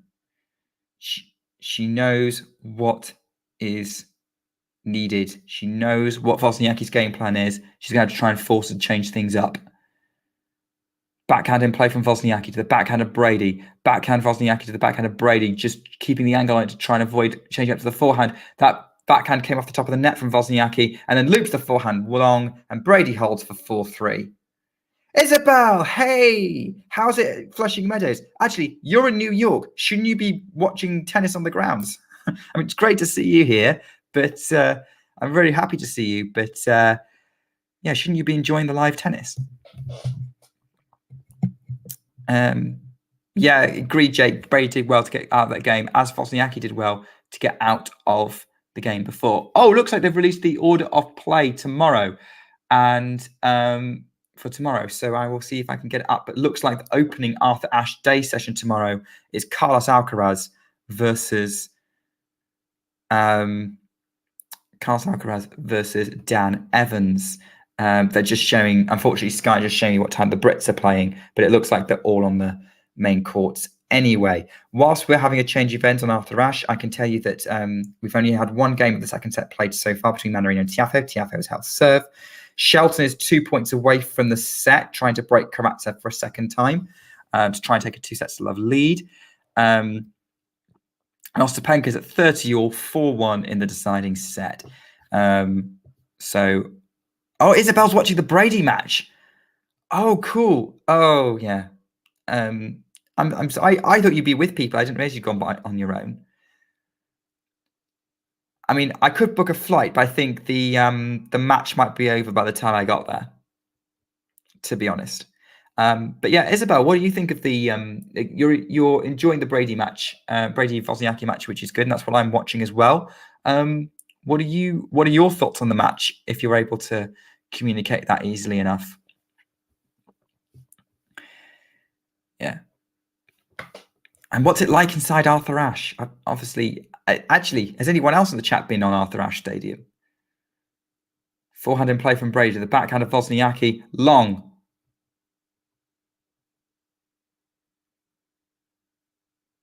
The 15 in this service game. Wozniacki's going to have to hope for an easier service game because her last two have not been easy. Come to think of it, Brady's last two have not been easy. They're both really in each other's service games. It's so close at the minute. Ostapenko parry Liening in Latvian. I wouldn't expect it to yell in any other language.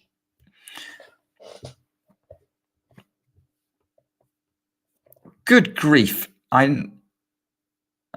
Good grief. I hadn't realized that. Well, actually, Francis, it makes sense. I mean, the Francis Tiafoe line being longer. I mean, he's probably got quite a bit of a fan base.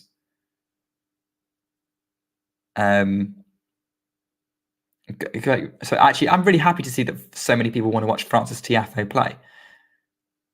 Great drop shot from Wozniacki at the net, 30-15. Isabel thinks that Wozniacki will probably win this match. Shelton apparently has a foot injury, and he's making do and winning, according to Jane. Anastasia is also experiencing the lines of the Tiafoe match, according to Twitter. Shelton's still 2 points away from taking this third set. It's a real battle. Louis Armstrong saying we're still in the second game, and Pera is still trying to break back against Ostapenko by the look of it. It's 30-15 here on Arthur Ashe.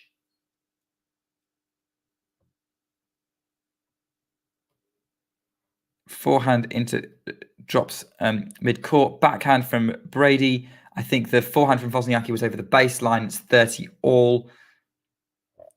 And we've talked about how loopy the Wozniacki forehand is, but it's definitely looping a little too much because it's looping over the baseline.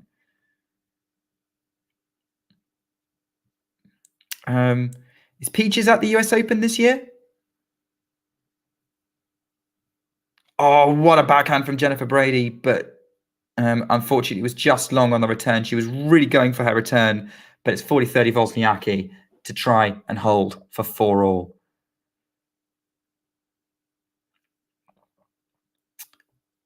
Backhand in play from Brady off the Wozniacki serve. Backhand up the line to the Brady forehand going cross court. Wozniacki going mid court now. Brady runs around for the forehand, goes on the attack. Wozniacki has to defend with her forehand, but gets it really deep. Forehand from Wozniacki to the forehand of Brady, making Wozniacki run for the backhand. They're really moving each other around the court at the minute. Backhand back behind Brady this time for the Brady backhand corner. Now Wozniacki's trying to go for it, but Brady ran around trying to hit the forehand, but puts it in the net, and it's game Wozniacki 4-all. So Brady's tactic of running around to hit the forehand kind of failing her a little bit there. And for all we talk about the Wozniacki the Wozniacki forehand, I will say that the lack of pace in that does enable her, the kind of the loopiness of it does enable her to kind of defend well off that wing and get shots back under pressure. Unreturnable serve from Brady, 15-love for the American. Actually, I've got the sound off. If anyone's watching the Arthur Ashe match, what's the crowd like? Are they really getting behind Brady, or is it fairly even? Is there some Wozniacki love out there?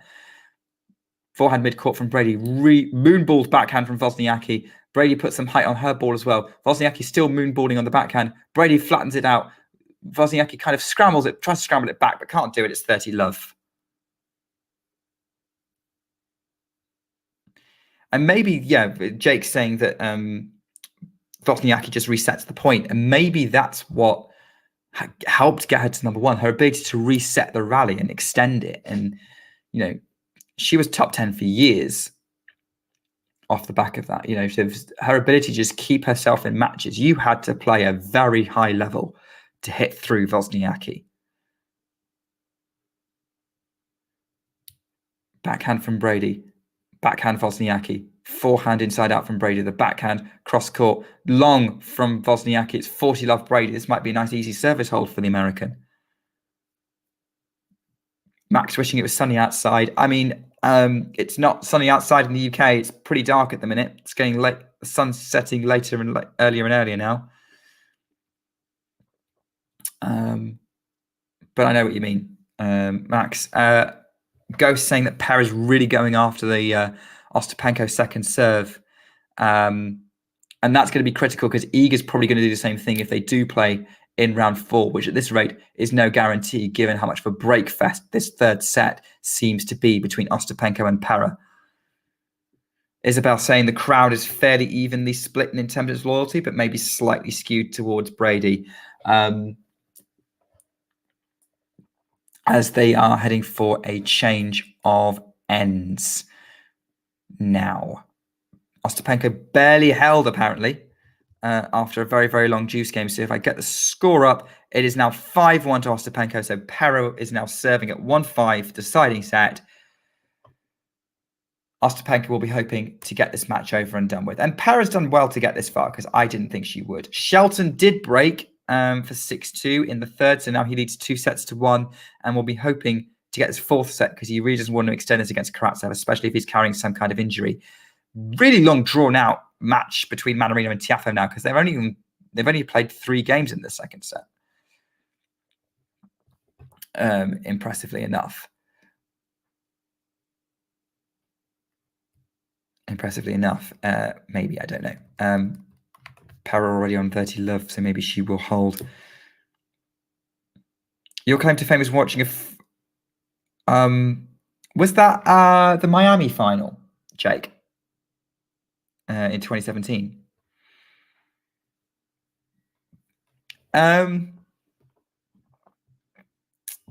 Actually, Ghost, my dad at least was a Wozniacki fan in her first career. He enjoyed watching her play. He thought she was a nice person, and also he felt sorry for her that Rory McIlroy dumped her in the way that he did. He didn't think he treated her very well. Jake saying Konta versus Wozniacki was at Eastbourne. Oh, so you were there in person. Forehand mid-court from Wozniacki-Brady. Slice it back in play. Forehand really on the line from Wozniacki. Forehand from Wozniacki back and then comes into the net. Oh, but puts it in the net. And it's love 15. She's going to really be kicking herself there. Yeah, I get the sense that Wozniacki's a really nice person. I think, to be honest, the McIlroy thing, I think her life worked out because she seems really happy with the family that she's got. So, yeah, I think really friendly, bubbly personality. But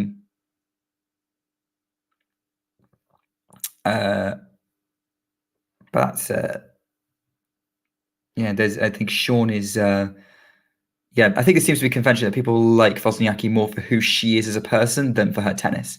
One more thing about her forehand, I will say, it is enabling her to get a little bit tight at angles that maybe other players don't, which means that it's just really awkward to pick up. It's not power. She's not hitting winners through power, just sheer, but sort of sheer angle making you run for it. She's frustrated with herself for putting a backhand in the net, though. She's being a little bit sloppy here. Get ready for Fritz versus Mensik tonight on Arthur Ashe. Damien will be bringing you that one.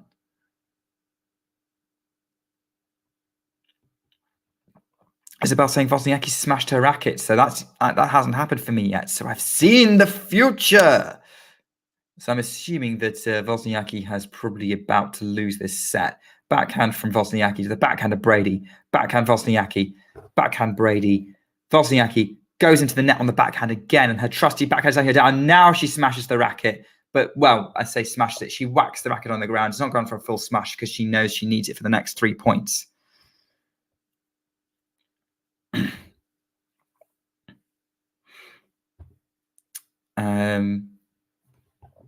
So, yeah, set points for Jennifer Brady. Great return from Brady, making it awkward for Wozniacki to the back, and then goes to the Wozniacki backhand because she knows it's breaking down in a minute. Back forehand to the forehand of Brady. They're trading forehands now. Wozniacki again loops it over, gets her own forehand, goes for the Brady backhand. Forehand from Wozniacki goes cross court. Brady again. It's just so many long rides. Wozniacki goes up the line, but Brady runs it down. Wozniacki has to get the forehand into play, but she loops it over the baseline. She tries to move it cross court, couldn't quite get it right. Brady fist pumps. She's got that first set 6-4, and it's kind of progressing as I predicted. I thought it'd be close, but I thought Jennifer Brady would get it. Still opportunity for me to be wrong. We've seen plenty of comebacks. I was very impressed with Alina Svitolina's comeback yesterday, although not as impressive as not as dramatic as a comeback against Azarenka at Wimbledon, which I'm kind of coming round to Ghost's point of view that was the best match of Wimbledon, Azarenka versus Svitolina.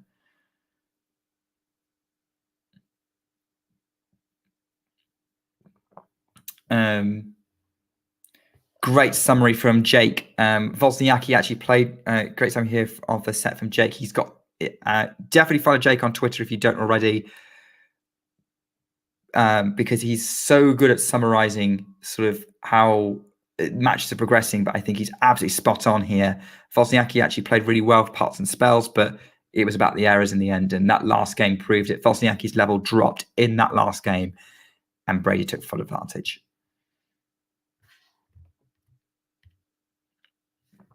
What's going on the ground? Sky is now showing what's happening. Wozniacki's gone off court. Showing me the Tiafoe Mannarino match. Tiafoe's just gone for, just held for 3-2. Shelton is trying to get an early break against Shelton-Karatsev in this fourth set as that match hits the 2-hour mark.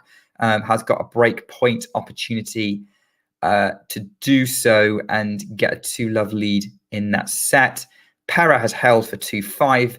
Ostapenko is at 30-15, 2 points away from securing a meeting in the fourth round with Iga Swiatek. TV's showing me Shelton versus Karatsev at the minute. It's still behind. Elena updating us that it's much more serve driven between Mannarino and Tiafoe. Max hoping it was a tiebreak in the first set between those players. Sky is now showing me Ostapenko putting away an overhead as she's trying to close things out on court 17. but it's not going well because it's now break point for Bernarda Pera as Ostapenko's trying to serve the set out.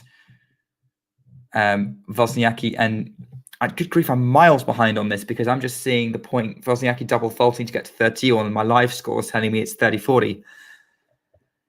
So Ghost probably already knows what's going on with that one. I mean, Isabel, you're actually seeing it with your own eyes. I think I would expect you to be ahead of me, even if my TV was perfect. We're back. Wozniacki's back on court. The second set is underway on Arthur Ashe. But I'm just going to... I'll keep an eye on sort of progress in that match, but I am going to be keeping an eye on the other scores. Saliosi, yes. Did you not know that Wozniacki's back? Wozniacki has unretired. She is... she found her tennis rackets. She gave an interview saying that she just found her tennis rackets. She said she missed the cardio side of doing tennis and just picked it back up just to keep herself fit, and then realized that she was hitting the ball really well and thought, oh, give it another go. And now she's back at the US Open and she's playing Jennifer Brady, who's also, well, Brady's not unretired. Brady, we're talking about these people coming back, but Wozniacki's coming out of retirement. Brady's coming back from an injury that sidelined her for 2 years. So it's not quite the same thing as retirement. Wozniacki's been retired for like 3 years, I think. As really short return for Wozniacki's punished by Brady. But Wozniacki's still keeping herself in the point, but Brady finally finished it off with a volley, and it's game for the opening set. For the opening game of the second set. But yes, so there you go. Pera has broken, so she's now serving at 3-5, but it's already love 30 to Ostapenko. This is a very return-dominated game by the look of it. Shelton has broken Karatsev and leads 2-love in the fourth set, and this is going to be perfect for the American fans. We've already got one American through. That was Tommy Paul. Could we have another one through with Ben Shelton? He's 2-1 and a breakup against Aslan Karatsev. Sean's got a good question. Should people start saying taking a break instead of I'm retiring?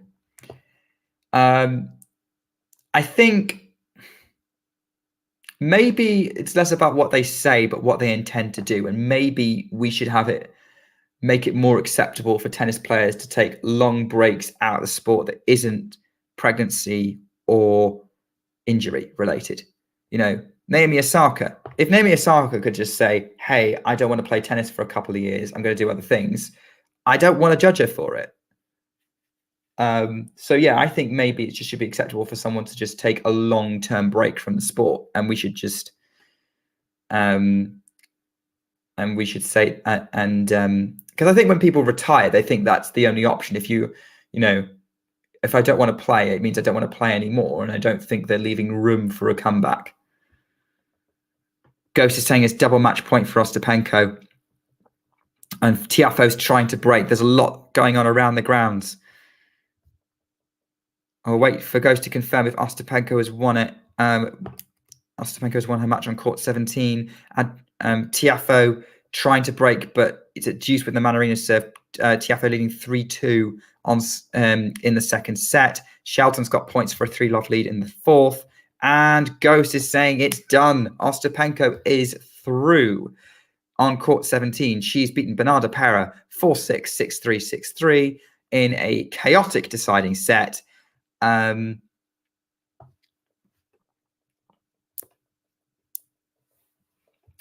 she will play Iga Świątek in round 4, and that's going to be an absolute blockbuster, maybe even a night match.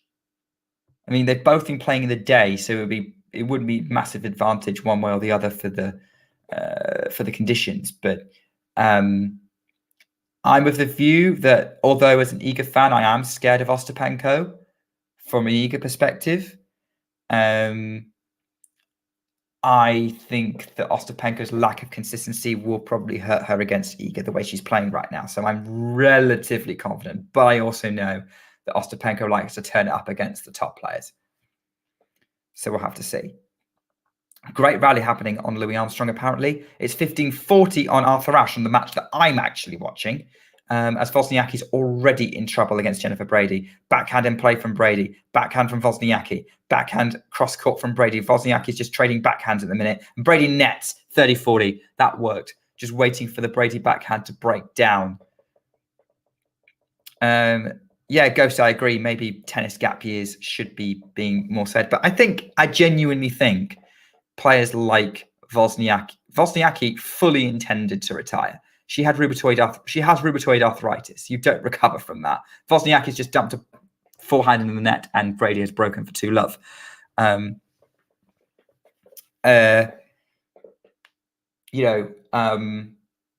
Ash Barty, I think, genuinely wants to retire. I mean, everyone keeps talking about her coming back, but I genuinely think that she's going to stay retired.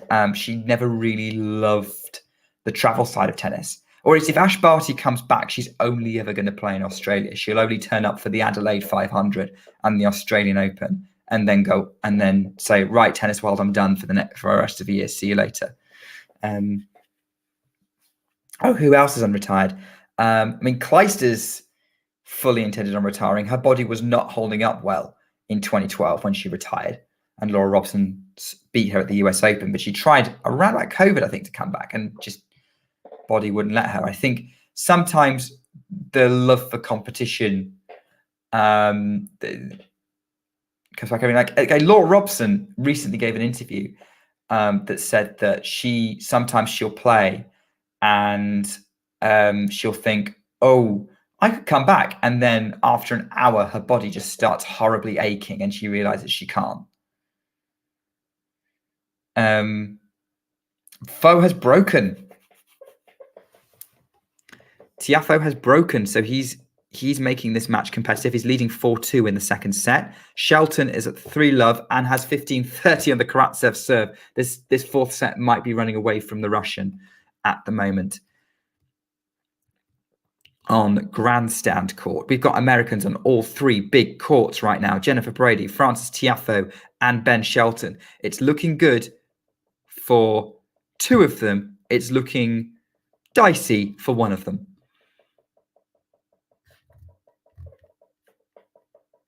Anisimova is not retired, by the way. Anisimova is taking a break. I think she's not really given a reason for it. Again, that's an example for it. Like, she's not really said anything. She's just not playing at the minute. Elena's saying Fisa Naldi is one of the best matches so far. Okay. I didn't see it. I think, no, again, my stream wouldn't show it because neither of them are big names. Feast not yet, anyway.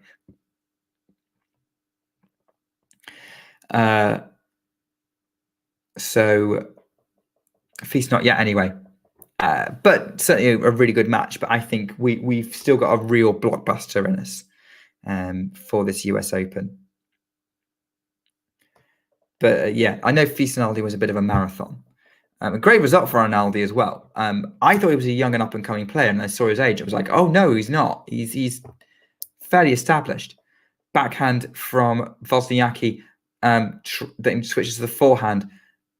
They're trading backhands up the middle of the court. Brady tries to go on the attack with her forehand. Wozniacki goes up the line, gets Jennifer Brady on the defensive, and then attacks with her own forehand. Not enough pace on it. Brady's able to run it down. Wozniacki's an overhead, puts it away, and it's 40-30 as Brady's trying to serve it out to maintain the break advantage.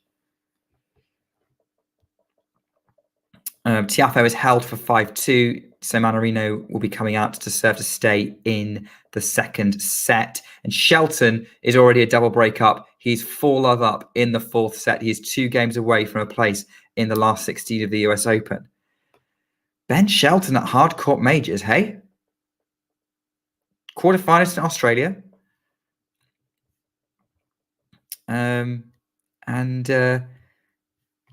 Looking set for a last 16 appearance at the US Open, where if he were to make it through, he would play Tommy Paul and guarantee an American man in the quarterfinals. Which goes back to my question. I actually had a question at the top of the show, which I put on Twitter. Yes, Ghost, you're quite right, actually. Shelton likes being at home. Molchan Dimitrov, I think, is probably a better candidate for match of the tournament so far on the men's side as well, Ghost. But I would say, but I had a question earlier that I don't think you were here for, Ghost. I think we're going to get an American man in the semi-finals of this year's US Open. Do you think I'm right? And if you think I'm right, which American man are you going for to be in the semi-finals? Tiafoe, Paul, or Shelton? No one. When I've asked that question, no one said Ben Shelton yet. I am. Well, obviously Tiafoe's the one in the most sticky situation, but I'm going with him at the minute.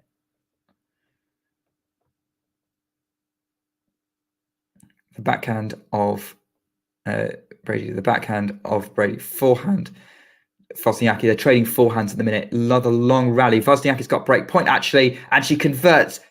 We're back on serve. I was so busy chatting to you guys, I didn't realize it was break point, but I've brought to you the break point in time, and Wozniacki is back on serve, and she's fist pumps 1-2, change events. Yeah, I mean, Ghost, I wouldn't say I actually haven't seen Dimitrov Molchan either. Again, my stream wouldn't show it, and it was also super late. But I do, but I will say that from hearing the descriptions of it and people getting hyped for it, especially kind of the Dimitrov comeback, yeah, I kind of have to go with Dimitrov versus Molchan. John's going to take a bit of a break to get some dinner. Yes, I think you should eat, considering how late it is your side. Ghost is saying that knee-jerk response for which Americans are going to make the semi-finals. Tiafoe, but head is clearly telling you Tommy Paul. And at the minute, yeah, I'd say if I was taking a poll on it, Tommy Paul would probably be winning. But then Tiafoe's a big match player. I don't know, it's kind of hard to see. I'm really hoping that we get a quarterfinal between Tiafoe and Tommy Paul, because that'd be brilliant. Although, would you rather see Frances Tiafoe versus Tommy Paul in the quarters, or Frances Tiafoe versus Ben Shelton? I think Tiafoe versus Paul would be a great contrast of styles, but Tiafoe versus Paul would just be Tiafoe versus Shelton would be explosive. But maybe Shelton's not. But then, judging by what Janie's saying about Shelton's condition, maybe he won't hold up against Paul, who's probably a little bit more athletic. Shelton is 5-love up against Karatsev. Actually, yeah, Janie, if you're watching that match still, if you're still in the chat, is Karatsev hurt? Is he just faded? What's the deal? Why is he 5-love down in this fourth set after making a real battle for a bit? Tiafoe has broken Adrian Mannarino to level at 1-set-all. 6-2. Takes second set 6-2. I think we're in for a real fight. I think Elena will probably agree with that assessment.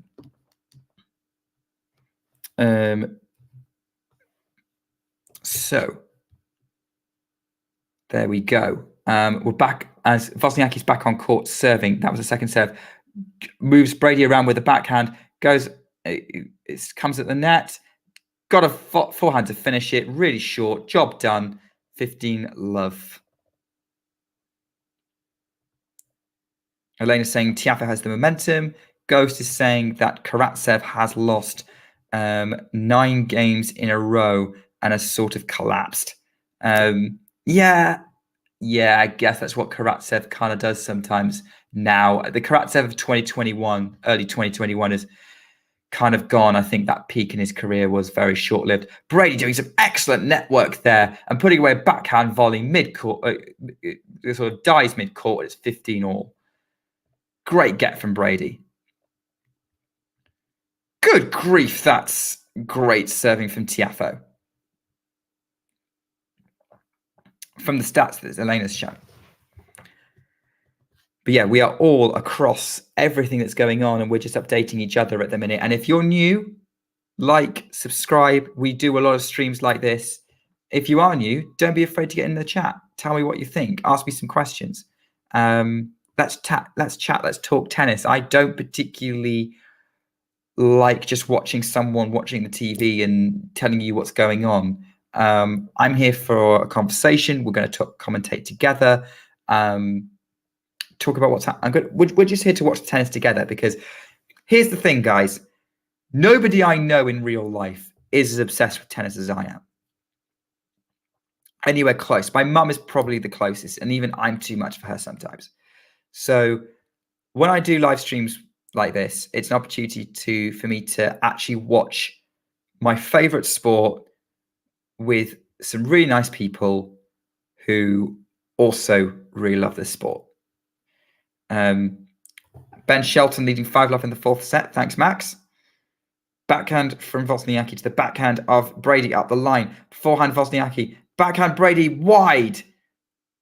30-all. Brady was trying to set up break point there. 30-all. Karatsev 2 double faults in a row. It's not looking good for the Russian. And Shelton has match point on the grandstand. I'm assuming that is the match that Ghosty is watching right now. We're underway in the third set, by the way. Also warming up on court 17, Zhang and Hijikata. Can Zhang back up their win against Casper Ruud? I tell you who is backing up. Ben Shelton.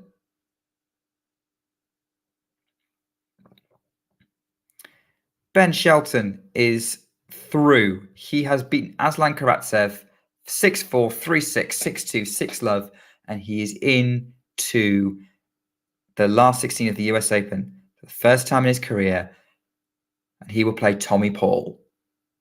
All right, let's do a little bit of sort of gut reactions off the back of that. Who do you think is winning that match, Ben Shelton or Tommy Paul?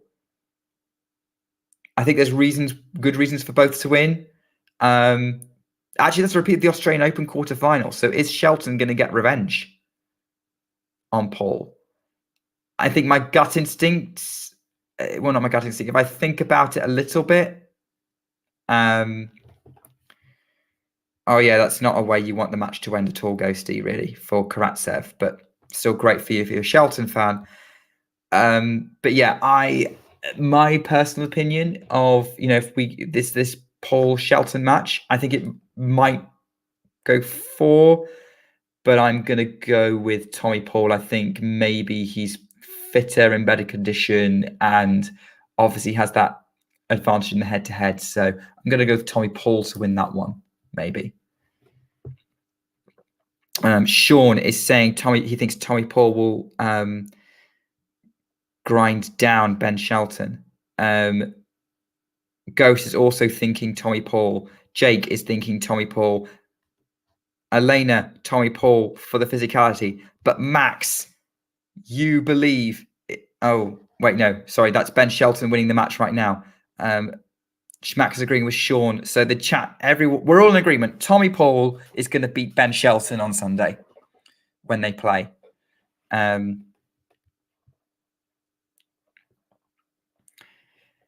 Yeah, I think the physicality of Paul will win out. I agree. And Paul, if Paul makes it, obviously that's the second quarterfinal of the year and a big opportunity for a second semi-final. And I would never expected Tommy Paul to have made 2 Grand Slam semi-finals, 2 quarterfinals, not semi-finals. But we're getting way ahead of ourselves here. We're getting way ahead of ourselves. Getting way ahead of ourselves here. He still needs to. We could be very wrong. This could be the dawn of Ben Shelton. But everyone's expecting him to be. But I think our group assessment is that Ben Shelton's still a little bit too raw, and maybe a Grand Slam semi-final might be a step too far for him. But hey, if Shelton is reading the chat, Sean, maybe he will prove us wrong. And hey, we're not saying he can't do it. I certainly believe he can do it. I believe he can do it. I believe he's talented enough to do it. I believe that if he came out and played his very best, he would beat Tommy Paul. He'd probably also beat whoever he got in the quarterfinals as well. I'm just saying on the balance of how form is looking going into this, I would back Tommy Paul, but it's close. Although I think I need to check my pre-tournament predictions because I might be going against what I put pre-tournament. Oh, great backhand passing shot from Wozniacki to get it to juice on the Brady service on the Brady serve. Or was that 40-30? I don't know, but it's still a great backhand passing shot. She drop shots Brady, who comes in, scoops it up, and then forehand to the Brady backhand volley, and then an awesome backhand passing shot. And that is what Jake is reacting to in the chat right now.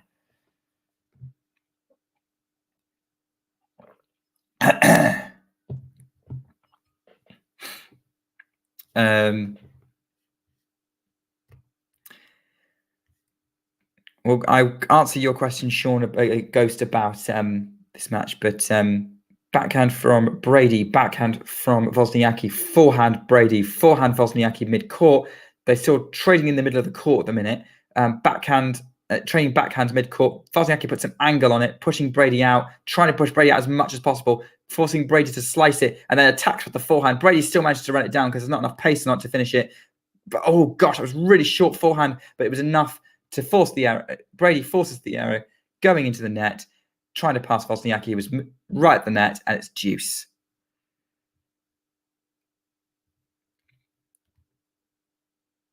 Yeah.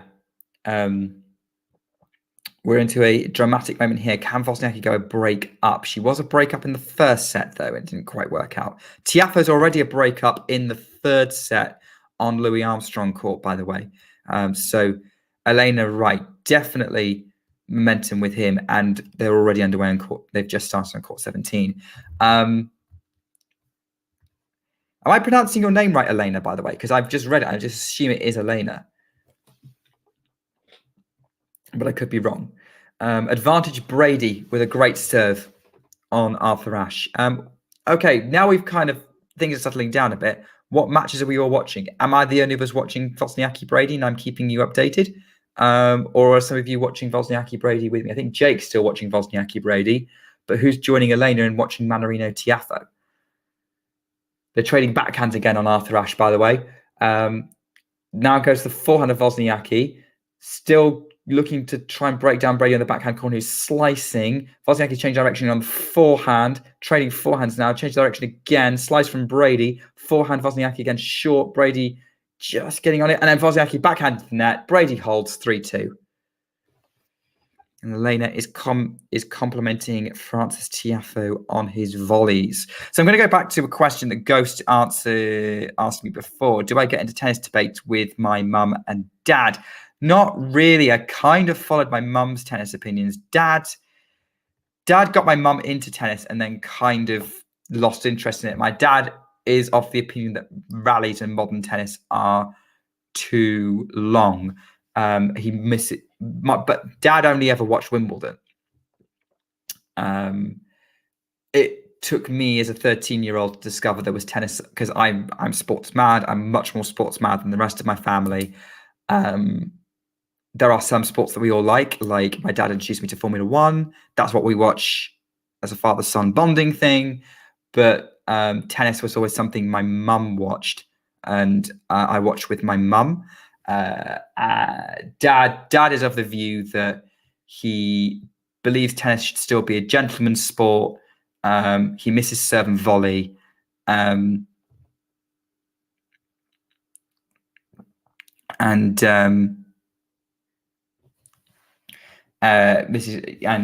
like that. So I don't really get into debates with him because I just go, Dad, that's just what the sport is now, and I like long rallies, and we just have to leave it at that. Because I really enjoy seeing the more physical game that tennis is. Mum and I kind of have similar tennis tastes, but again, she does get frustrated with some people's behaviour on court. So basically, what I'm saying is that they do not have the same kind of tennis. Sort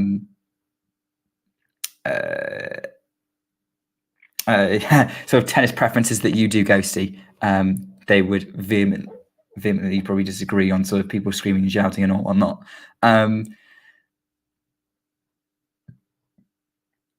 Does my dad like Purcell and Cressy? I don't think he's watched them play.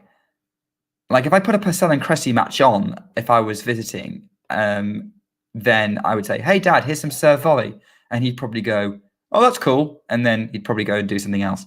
He'll watch the finals with Mum, or like he'll take an interest in it. And to be fair, he's gotten more into it now. I've started doing the talking tennis thing. I know he's watched a couple of our streams. He's listened to some of the podcasts I've been on. And, you know, for all I was saying, like, Dad is slowly getting back into tennis. And I think one of the things is that I'm also massively grateful for his support of me doing this.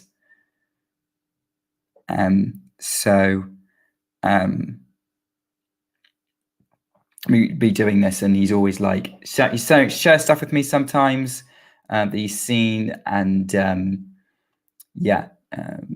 will retweet me a few times. So thanks, Dad. Sean's saying it's hard to bring back serve and volley given how hard they hit it, but Alcaraz has spiked like the tactics of the modern game a little bit. Yeah, I would say I don't want exclusively one or the other. I think if we're into an era where there's a lot more variety in that tactic, like Shelton, Alcaraz are bringing, yeah, let's do it. Let's do it. I would love to see someone serve volley at one point and then draw out a long rally on the next, because that's one of the beauties of the sport is there is no one way to play tennis. I mean, we were talking about Wozniacki, and like what she's doing right now is sort of lifting things out. You can have that's one of the things why I think what WTA tennis is brilliant is you can see so many varied styles and you can make any of them work successfully. Jake saying, by the way, that Brady looks like she's struggling physically. She was doubled over after that last point. Does my dad like Alcaraz? I don't think I've already asked him what his opinion is on him, actually. So I don't think he dislikes him. So I have to see. Forehand of Brady long 40-15 Wozniacki, and Brady's shouting at herself now because she's frustrated because she feels like she probably feels like she had the momentum. Oh, what's Max singing now? I missed that. Who's my mum's favorite on the WTA side? Who is mum's favorite on the WTA side? I think she likes Iga because she knows I like Iga, but that's literally her only reason. I think she does root for Emma, being British and all the British girls. Who else does she like? She likes Sloane. She's a big fan of Sloane. She really does appreciate Sloane Stephens. Really likes how she plays, or definitely used to play. Who else? That's mum like WTA side. I know we were both Roger fans. No, actually, mum's a Nadal fan. Mum slightly. I know she likes them both, and kind of we grew to love Murray. We grew to love Murray. Mum didn't like Murray's kind of attitude when he was a lot younger. Got frustrated with how much he was swearing, but maybe she just wasn't comfortable with hearing him swearing on court when she's got 3 young kids in the room. Well, youngish, 1 teenager. And that was me. So I don't know. Who? Mum is a big Gasquet fan. Big Gasquet fan on the men's side. Always roots for him to do well. Yeah, I think there's some cool names involved. I think she's probably I think she's probably roots for Taylor Townsend like me whenever she plays. Like we both root for Taylor Townsend if we see she's on. Forehand from Wozniacki, and Brady loops her forehand long, and it's love 15 on the Brady serve, and Brady looks like she's lost quite a bit of momentum here, and she's shaking her head. definitely a bit of a dip going on.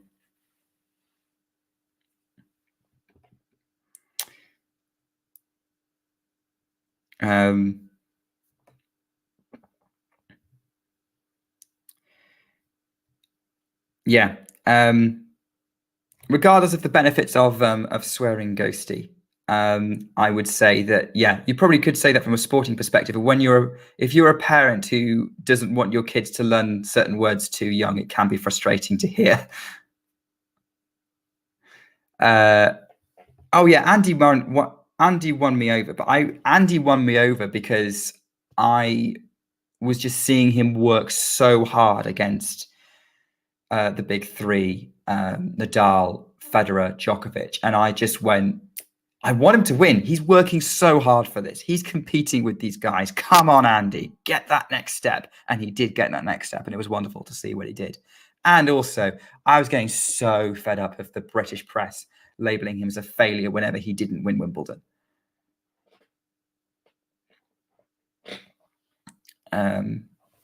Right, interesting points here. Love 40. It looks like we're all watching the same match now. Caroline Wozniacki against Jennifer Brady. Jennifer Brady serving at love 40, gets the first serve in play. Forehand from Brady, the forehand of Wozniacki. Forehand of Brady, winner. Saves the first break point.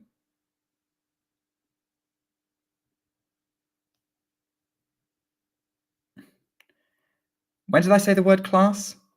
Or was that someone else?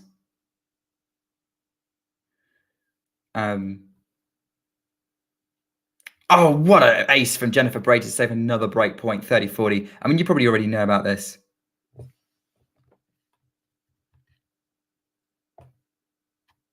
Oh, yeah, Elena said that Andy was pure class. Yeah, I get what you're saying now. Right, 30-40. Brady goes long with the first serve. Terry, right. Hi, Terry. You've been very quiet this chat, but nice to have you here. Rightly pointing out that Brady had a dip in the second set in her last match. But here we go. Brady on the backhand. They're trading backhands again, as usual. I think I said they've been trading backhands quite a bit. That's been most of the rallies. Brady changing direction with her backhand. Wozniacki just goes back to the Brady backhand. Now Wozniacki sharpens the angle, then tries to move Brady around, but puts that backhand into the tram line.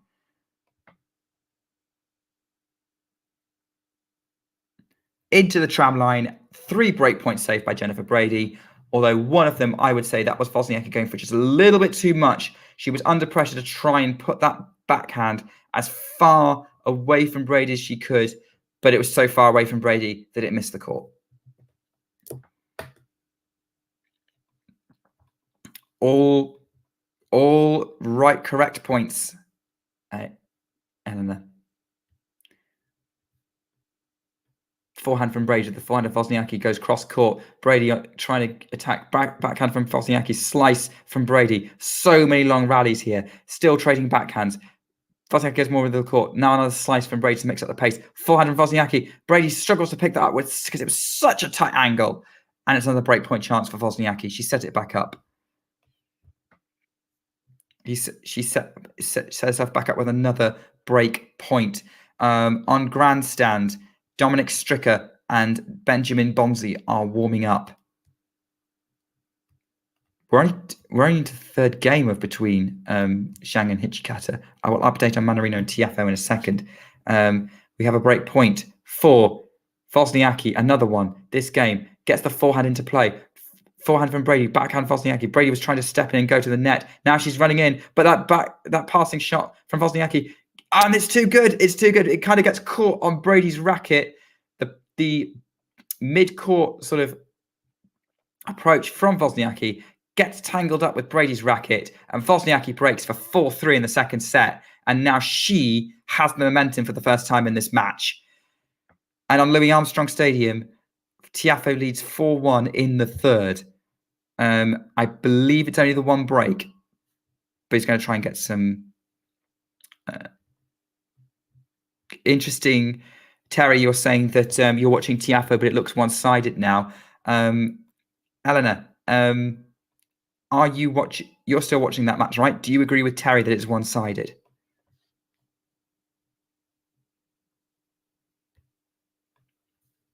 Do you agree with Terry that the Mannarino-Tiafoe match has become one-sided? Mannarino is currently trying to avoid going a double break down in this third set to Tiafoe.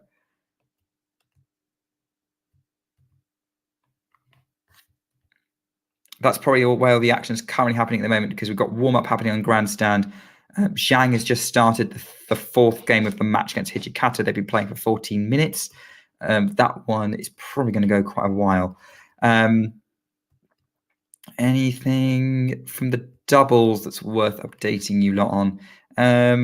We'll have a look in a minute, maybe. We're still, as Wozniacki's about to come out to serve at 4-3 up in this set. Eleanor, you're saying that Mannarino's gassed. Is that right? Is it Mannarino gassed? Or is it Tiafoe who's gassed? I'm going to assume it's Mannarino, given he's the one who's losing. Forehand from Brady to the forehand of Wozniacki.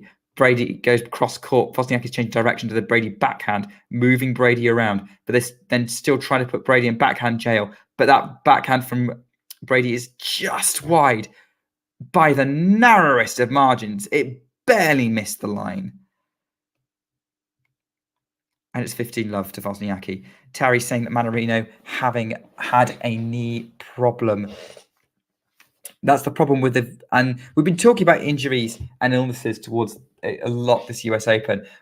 A lot of it could be that, at this point in the year, a lot of fatigue, a lot of stress on the body has been put throughout this year so far, these last 8 months. It wouldn't surprise me some players are running out of gas a little bit. And the top ones are the ones that don't do that. This isn't like Australia, where everyone's super fresh for the first slam of the year. And that's what makes that tournament, what makes that tournament often epic. So Helen's saying Mannarino is tired and probably potentially struggling with a knee problem, like even physically, like he's dropping off. And like, don't forget, Mannarino's had a couple of tough matches to get through as well. Like, how is he doing up to this point? Let's have a look. His previous results, this US Open. Yeah, he's gone 4 sets in his 2 previous matches with Marajan and Wozniacki, and both were tough. I mean, Marajan progressively less tough as it went on, but the Wozniacki one was 3.5 hours. He's also played in the doubles, don't forget. He's partnered with Artur Rigenek, and he's still in the doubles, I believe. 15-30, by the way, on the Wozniacki serve. So we need to get back to this Arthur Ashe match. Backhand from Brady, making Wozniacki run to backhand corner. Cross court from Wozniacki. Now goes inside out with the forehand. Brady goes to the Wozniacki forehand again, who goes cross court. They're moving into the round again. Wozniacki going for the angled forehand. Brady slices it back into play. Backhand from Wozniacki, moving Brady around, who again slices defensively. Forehand, Wozniacki just makes it over the net, and it double bounces, and it's 30-all. So much spin, bringing it down short enough that Brady couldn't run for it, being how far back behind the baseline she was. 30-all.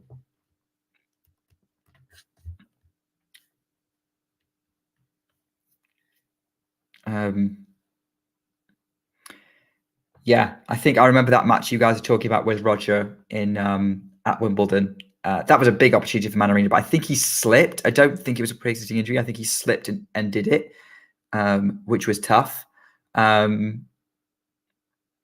see, because that was also the same day Serena slipped.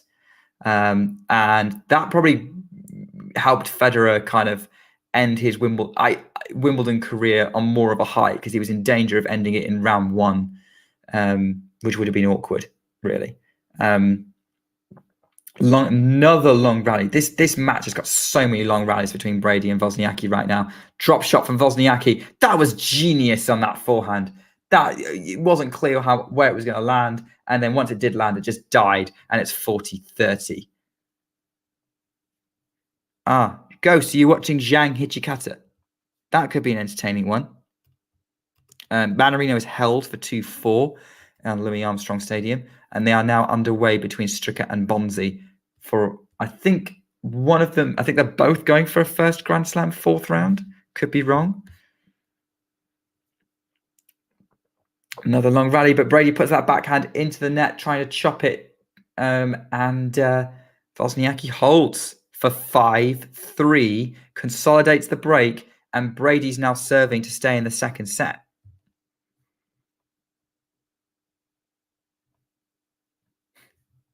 Thank you, Shrihari, but I think you're probably biased. You probably want to do a podcast with a respected commentator. And I know it ended on a bagel, but I would rather he lost to Hubert Hurkacz in the quarterfinals than to Adrian Mannarino in round one. No disrespect to Mannarino because he's a solid player, but Hurkacz at that point was a Masters 1000 champion. And gaining on top 10, whereas Mannarino's never looked like being top 10 despite being a very, very good player. And also, quarterfinals way better result than a round one.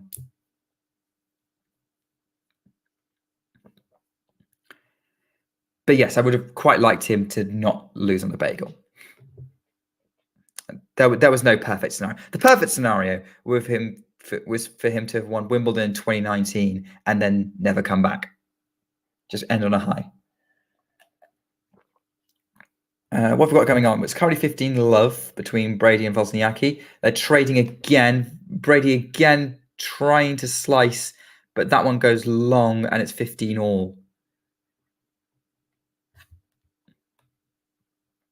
It's 15 all. Tiafoe has game points on Louis Armstrong. Bonzi's broken in the opening game against Stricker. Actually, Shriri, king of stats, you can help me. Am I right in thinking that whoever wins out of Stricker and Bonzi is going to be in the fourth round of a major for the first time in their career? I don't want to try and look it up. So I'm just using your magnificent fact-filled tennis brain. 15-30, by the way. Wozniacki 2 points away from leveling this match at 1 set all. Brady serves, misses the first serve. This is where the tension is at. Backhand from Wozniacki to the backhand of Brady goes trading cross court on the backhand. Wozniacki gets off the top of the net there. They're still trading it. Brady's now running around to hit a forehand. Hits it long. 15-40. We have 2 set points on Arthur Ashe for this to go the distance. The crowd's getting their money's worth today. I know only 1 match is split sets on Arthur Ashe. No, 2 matches because Paul Davidovich-Fokina split sets, but this has probably been the best Arthur Ashe match this year so far already. Second set from Brady. Forehand from Wozniacki mid-court. Great attacking forehand from Brady. Puts Wozniacki in the defensive overhead to finish. Too high for Wozniacki to pick up. 30-40, first set point saved. And the woman in the crowd has caught the ball and she's so happy she gets to keep it. And now she's waving at the big screen and the guy that she's with is trying to hide behind his drink. Wozniacki, the sweat soaking through her entire bodysuit, gets ready to receive this serve, which is long from Brady. It's another set point. It's another set point. She's getting ready. Brady aborts the ball toss. She's definitely tight. Brings the second serve in. Just in. Backhand from Brady to the backhand cross court. Forehand from Brady. Looped up. Wozniacki going inside out. Brady inside out on the forehand. Wozniacki keeping Brady in the backhand corner as much as she can. Brady attacks with her backhand. Forehand. Wozniacki changing direction now to the Brady forehand. Then goes back to the backhand. Brady goes up the line with her backhand. Wozniacki just keeps going to the backhand corner. Backhand. They're still trading backhand. How many times can I say backhand before Brady goes long? Brady has missed the ball. We are into a third set. Wozniacki fist pumps. She takes that set 6-3. And there you go. I mean, it's difficult to say really whether Brady's looking gassed. I mean, Wozniacki's really drawing out these rallies. Brady's not able to finish them quickly. But I'd say they're both looking pretty tired. Maybe Wozniacki's just coping with it a bit better. But yeah, I know Brady's trying to mix things up. She's trying to do something to disrupt Wozniacki and win these points. So maybe I'm not the best judge on like how people are looking physically, to be honest.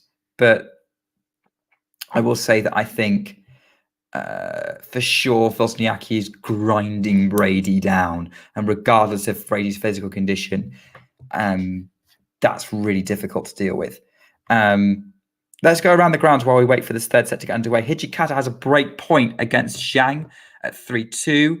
Mannarino is serving at 2-5, has gained point to avoid to try and make Tiafoe serve out this third set and take advantage in this match. Dominic Stricker is not having a good start, having beaten Stefanos Tsitsipas. He's already in danger of going 3-love double break down to Benjamin Bonzi, who was obviously the one who took out Chris Eubanks in 4 sets. Yeah, I agree, Shrihari. Match like this when two players are away for a long time and out to prove a point are always exciting. Yeah, they both have a lot to prove. A lot to prove. Shrihari, are you watching Brady versus Wozniacki then? Are you joining us in that? I know there's a couple of people in the chat who are keeping an eye on Mannarino-Tiafoe, although I think Ghost might be watching Zhang Hijikata. And I'm just updating. I'm just here updating the people who are not watching the match and swapping opinions with those who are watching, like Matthew, who is obviously sharing what commentary are saying. The professionals are saying, because, I will say this, although I sit here on the internet and I do live streams and I talk about tennis matches, I do not regard myself as a tennis expert. I'm mostly saying that so Casper Ruud doesn't hate me, but that's beside the point. Third set is underway. Benjamin Bonzi is 3-love with a double break up, and Francis Tiafoe is 2 points away from taking the third set in his match. Great forehand from Jennifer Brady on this opening point of the third set. Still another long rally going on here. They're swapping each other from side to side at the minute. Brady's trying to run around her backhand a lot more. That's something that she's been trying to do since the sort of end of the first set, really. Still going, but again, the backhand from Brady goes over the baseline. It's 15-love, and it has to be said, the pattern is very clear now, is that Wozniacki is just dragging these points out and waiting for Brady to go long eventually. She's being far more consistent and grinding this win out. Actually, come to think of it, I think she's won the last few games, Wozniacki. I need to check that, but I'm pretty certain that Wozniacki's won several consecutive games at this point. Let's have a look. So Wozniacki made it. She won that set 3-all. Yeah. Wozniacki has just won 4 games in a row, and she's going for a 5th. She's at 30-love already. Make that 40-love. So we're in for a good one here.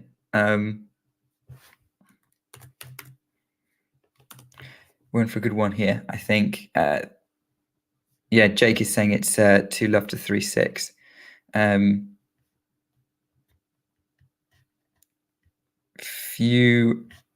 Few comments going on. Matthew's saying that Stricker hasn't recovered from the Steph match. I mean, was it particularly physical, that Steph match? I don't know.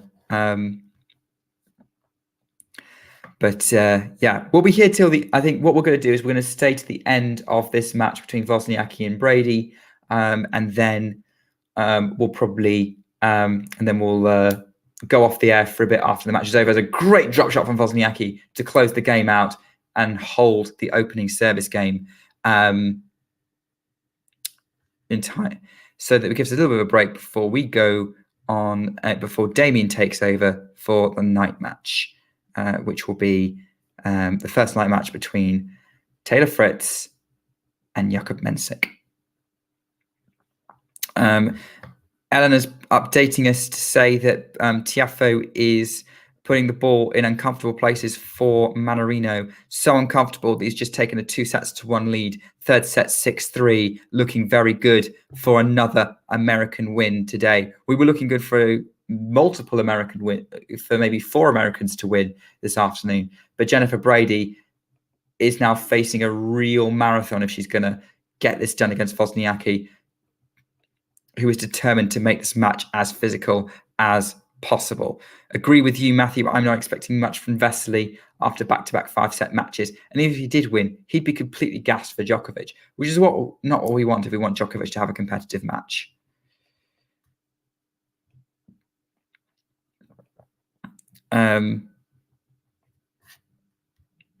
Great. Does get the opening point, though, Brady. So really great stuff here from the American, just to keep herself competitive. Puts the first serve into the net.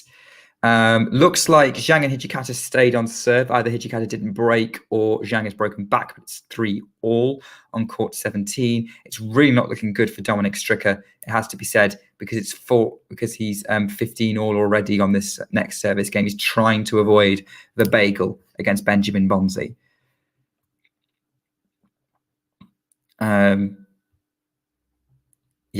Tiafoe has taken the third set. He leads 2-1 against Adrian Mannarino, who is definitely not having as much luck as his French countryman Bonzi. Yeah, it goes to saying they're staying on serve between Zhang and Hijikata. Max is saying she misses Jankovic and her playing style. Was Jankovic a power player? I don't really remember anymore. I haven't seen her play for a very long time. And I don't think I've gone back and watched any highlights of hers. But that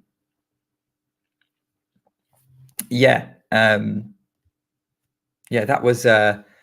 But yeah, I vaguely remember her being a bit more of a bigger hitter, maybe. But maybe I'm wrong. I know she didn't necessarily match up well against Serena. I just don't remember how she played, actually. I'm completely talking nonsense here. I remember her getting to the US Open final 15 years ago. And I think, didn't she in 2008 as world number 1, despite that? I always thought it was ridiculous that, actually I didn't think it was that ridiculous. At the time, I didn't think it was ridiculous that she ended world number 1 when you had Serena Williams and Venus Williams winning slams. But Tiafoe's serving well, which is good to hear. It's probably what he needs. But Mannarino's not completely out of it yet. It really depends on whether he is struggling physically or not. Apologies, my stream has just crashed, so I need to restart it. So I do not know what's happening. I'm only going off the live score at the moment. Stricker now has game point to actually get his first game on the board in this match, which will be a relief for the young Swiss. As I turn on in time to see a rally between Brady and Wozniacki, which Wozniacki has won, thanks to, again, a short, heavy topspin ball that Brady couldn't pick up, and it just ended up bouncing even before the net. So 40-30 for Brady to try and get back on track. So I think actually I might be almost caught up. No, I'm not actually. But I don't think I'm as far behind as I usually am, which is nice to know.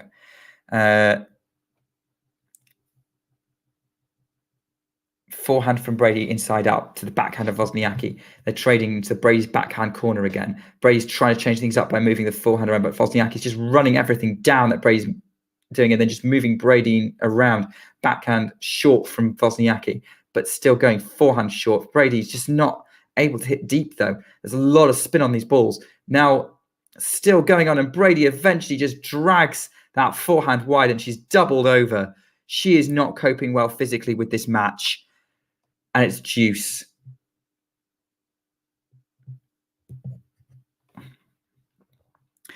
Yes, I remember that, Matthew. I remember them doing that, winning Wimbledon in 2007, was it? mixed doubles, 2007 or 2008. And I remember everyone thinking, oh yeah, how cute. My mum was one of those people. Nowadays, I just think, I hope she was okay with that. She probably was. I think if he tried to do it the first time and she doesn't slap it, she doesn't tell him to stop, then that's probably maybe that's not an indication actually, because yeah, I'm going to dig myself into a hole here. Wozniacki, Brady's netted, advantage to Wozniacki. Yeah, well, yeah, I would have. I think Jankovic probably would have ended the doubles partnership if she really wasn't comfortable with it. The point is, always ask for consent. Anyway, advantage Wozniacki. T-serve from Brady. Forehand from Brady into the net. Wozniacki breaks, and that's a sixth consecutive game for Wozniacki. She leads 2-love in this decider. John is an inspiration to all of us, Ghost, for different reasons. But John is an inspiration to all of us. And if Zhang is inspired to grow his hair, then Zhang is inspired to grow his hair because of him. Maybe the beard's coming next. Oh, no, saying she thinks he initiated. Okay, well, to be fair, I was about 13, 14 at the time, and I didn't really pay attention. So yeah, if she's initiated it, then there you go. Ghosty, don't panic. I went on a tangent.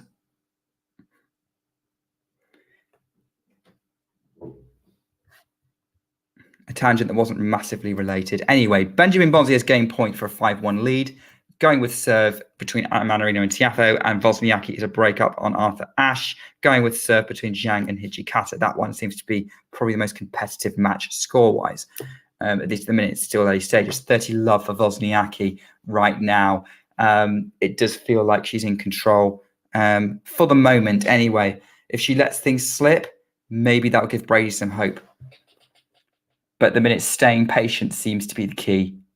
She's got to maintain the level to do that. Ghost, scroll up. We were talking about Matthew's comment. Second serve. Forehand from Brady. Forehand long from Wozniacki, 30-15. I feel bad because I've now massively confused Ghost. But anyway, we're on to 30-15 on the Wozniacki serve. She's not having it easy, Wozniacki, but she is in control right now. But long on the first serve. This is what I'm talking about. She's got to maintain the intensity. She's got to maintain the patience.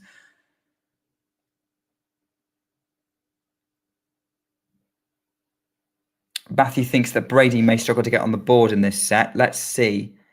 I mean, you're probably a point or two ahead of me, so you probably got a better idea of how this match is progressing, because that inside-out forehand from Brady has gone wide, and she's frustrated, definitely frustrated.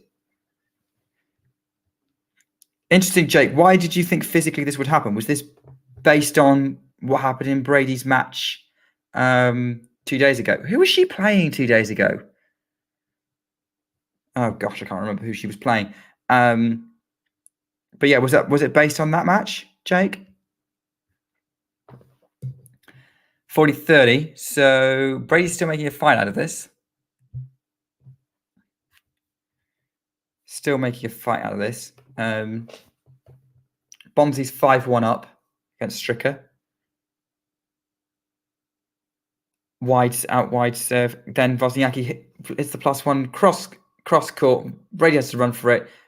Backhand has lots of time on it. Backhand from Brady forces Wozniacki back. Then goes on the attack with the forehand. Wozniacki again goes cross court. Forehand Brady. The forehand of Wozniacki up the line, waiting for Brady to make the error. Goes in the net. Game Wozniacki. 7 in a row. 3-love in this set. Change of ends. And Tiafoe has break point against Mannarino at 1-1 in the fourth.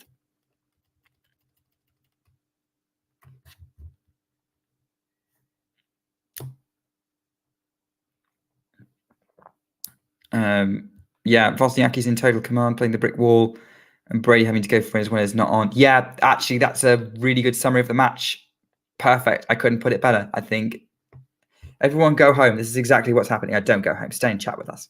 But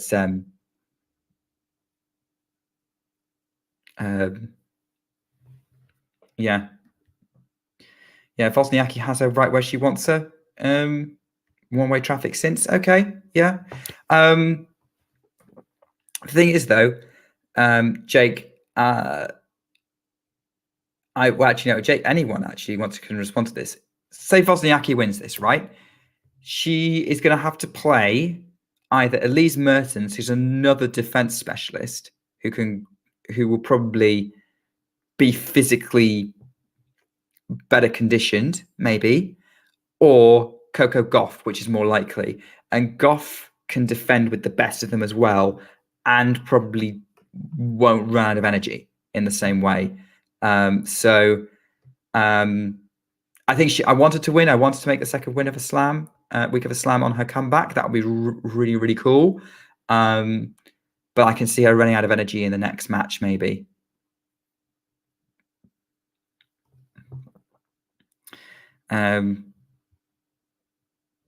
Compliments for Jake from Sean. Yeah, I think Gauff should beat Mertens tonight, and she should, and then she should beat Wozniacki. I mean, even if it's Brady, I think Brady will be gassed, and I think Gauff will beat that. Beat her. The question is then, quarterfinals. How will she handle Iga or Ostapenko? Although I think Gauff would handle I think if Ostapenko beats Iga, I think Gauff will rub her hands and take it off Penko. But Ghost will probably tell me I'm wrong on that. 15 love for Brady, trying to get a game on the board in this third set. Backhand in play from Wozniacki. Huge forehand winner from Brady. 30 love. That is when going for the winner has worked for the American. For the 2020 semi-finalist who lost narrowly to Naomi Osaka in that match and hasn't played a US Open since. So this is her first US Open in 3 years, and she's acquitted herself well, has to be said. Shown that she's come back at a top 30 level, like Wozniacki. Forehand from Wozniacki cross court to the forehand of Brady. Forehand Wozniacki, backhand Brady into the net, 30-15. Still the more likely to break down of the two, though. Wozniacki is just so consistent. Brick wall is the right turn.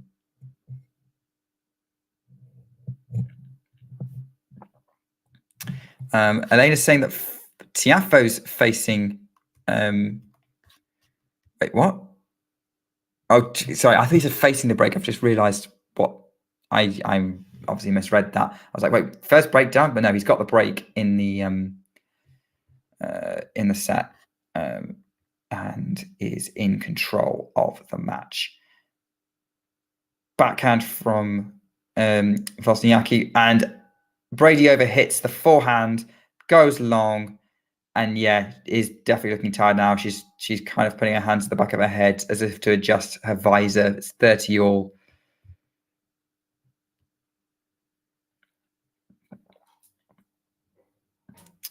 Exactly, Matthew. Like Gauff will find ways to break Wozniacki down. In many ways, actually, Mertens is almost the perfect preparation for that match.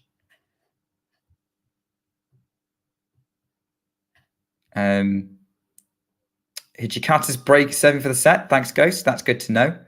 Hijikata, who got herself Rafa Nadal last year, and is certainly backing up this potential that he's been showing. I think he's also the Australian Open's doubles champion. Inside out forehand winner from Brady, 40-30. Main contenders are too strong. Who are the main contenders, Jake?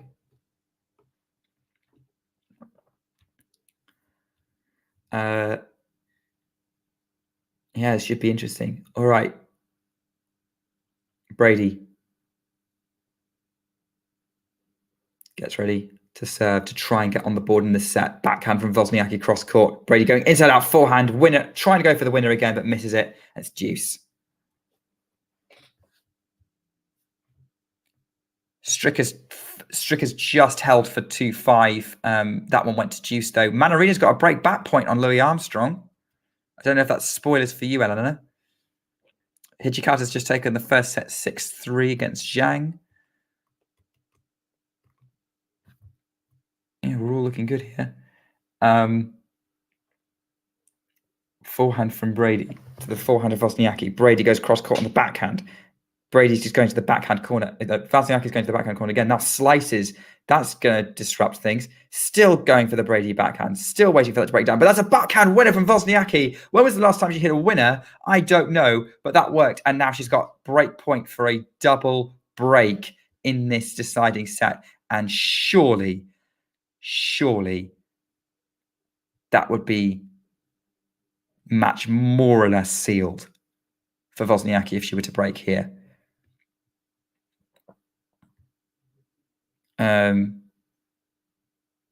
Okay, so you're putting Iga, Arena, Rybakina, and then Goff, JPEG, and Jabeur just behind, possibly. Interesting. As a great forehand winner from Wozniacki, seals the double break, 4-love, and that's 6 in a row. And finally, we hear something from John in the chat. Yeah. But yeah, Iga, Arena, Rybakina. Yeah, I'd agree they're the usual suspects. Goff, JPEG, and Jabeur trying to make themselves usual suspects. I would also put Mukova in that mix, Jake, in the just behind category. Although the way she's been playing, maybe she can make herself a usual suspect. Oh, huge forehand from Brady. Wozniacki still scrambles that back, though. But Brady finished that one off for a forehand winner. You're on the same page with Mukova by the look of it. By the way, Tiafoe's managed to save the break point and now has game point to try and maintain his break advantage in the fourth set.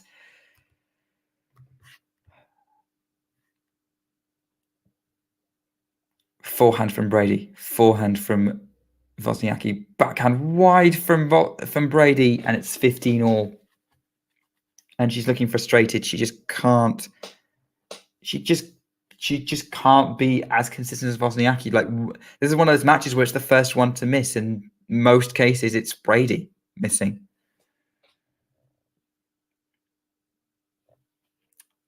In most cases, it's Jennifer Brady missing. Still into the right.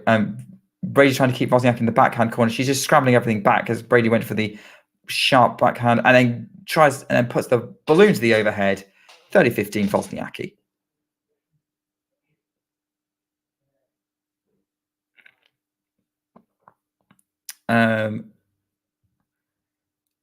Sean, are you trying to come up with matches that Ghosty definitely won't watch?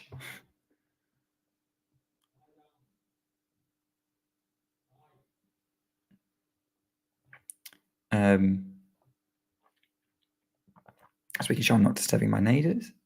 All right, backhand sort of out wide from Wozniacki on the serve. Brady's scrambling, drop shot from Wozniacki. Brady can't run it down, 40-15. Yeah, Jake, I agree with you on Iga Wozniacki being very one-sided. Completely agree, especially at this current stage. That's definitely a match Ghost wouldn't watch. Backhand in play from Brady. Forehand Wozniacki. Forehand and the attack. Brady just lands in. Wozniacki still gets it back. Brady's just going all out on the forehand now. Scoops up the backhand. That goes out. 5-love. That is 7 games in a row for Wozniacki.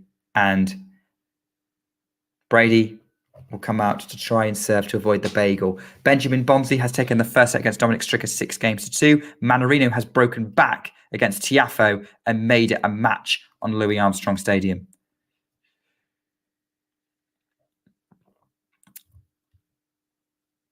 Still plenty to go on with. Yeah, we're not far off the end of this this Wozniacki-Brady match, I suspect. I'm just going to have a look, and because I just wanted to look something up because I'm interested. Because I know Brady was a break up in that second set.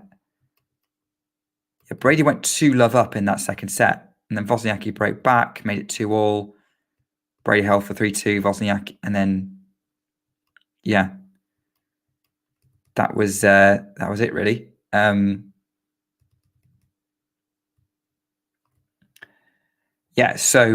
Brady led by a set and 2-love, and she was the one forcing the breaks most of the time. She was the one kind of dictating. It was Wozniacki who was breaking down, and Wozniacki's just dug in and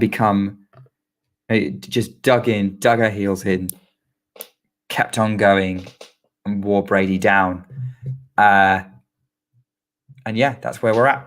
But yeah, who would have thought that this would be the scoreline when Brady led by a set and 2-love?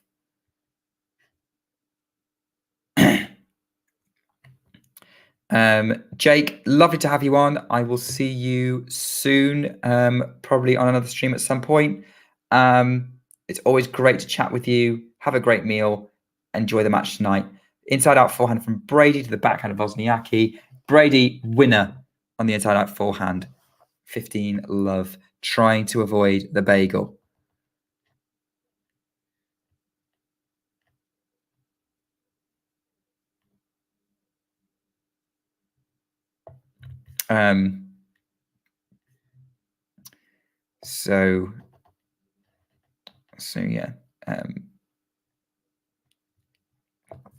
Okay, let's see if Brady can continue to make this competitive. I'm just checking out. See, was Mannarino's just held easily enough, 3-2 on Louis Armstrong. They're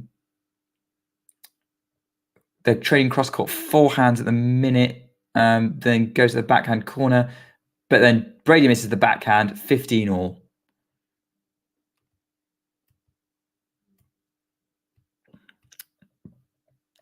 Zhang is definitely having a little bit of trouble.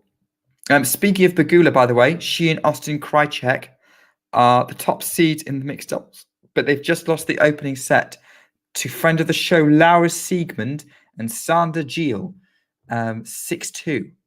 So maybe an upset on the cards in the mixed doubles, but maybe they'll keep Bagula fresher for the singles and the women's doubles. And those of you who are Bethany Matic Sands fans, she's currently a breakup in the decider, partnered with Anastasia Potapova against Shea and Wong, the French Open champions in the women's doubles. Matthew asking, do we know if Kerber is coming back? Yes, she's going to come back around the Australian Open in January. Obviously, she's coming back from maternity leave in this case. But yeah, she's hit some balls. I think she's involved. She's going to be involved in some exhibitions, but she's coming back to competition in January for the Australian Open. And I'm looking forward to that because she usually has some absolutely barnstorming matches, or at least super competitive ones. Unreturnable serve from Brady, 40-15. She might be getting a game on the board here and stop this run of games from Wozniacki. Because at the minute, it's been 9 consecutive games for the Dane. Goes really far out wide. She's really going for her serves at the minute, and it's unreturnable. Wozniacki can't get it in court. 5-1. Brady gets a game in this deciding set. Is the comeback on? Would the crowd be up for that? Probably.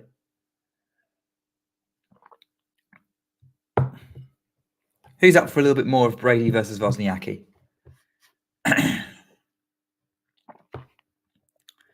Kind of a double-edged sword for Brady, because if there is more of it, then it means she can win. If there isn't more of it, then it means she can finally stop playing tennis because she's probably exhausted. Tight first serve from Wozniacki.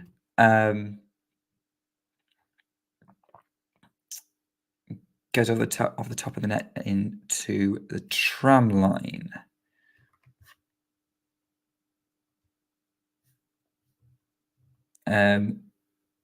Backhand. They're trading backhands again, as they usually have for most of this match. Wozniacki goes up the line. Brady can't run it down and puts it into the net. Forced error, 15-love.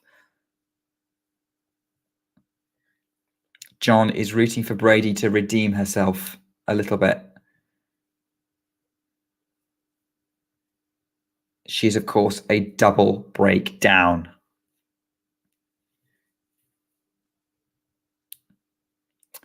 Jelena Ostapenko already through. Ben Shelton already through. Tiafoe trying to keep this competitive with Adrian Mannarino, having lost the break advantage in the fourth set, is trying to avoid going to a fifth. Forehand from Brady. Unfortunately, can't really describe what's going on because my stream's failed, but it's back now, and I've just seen Wozniacki hit a backhand winner inside out, 30 love, 2 points away from sealing this match and a place in the second week of a major on her first major back. I didn't think this was possible, but Wozniacki is clearly special. And what else would you expect from a former world number one? Unreturnable serve from Wozniacki, 40 love. She has 3 match points.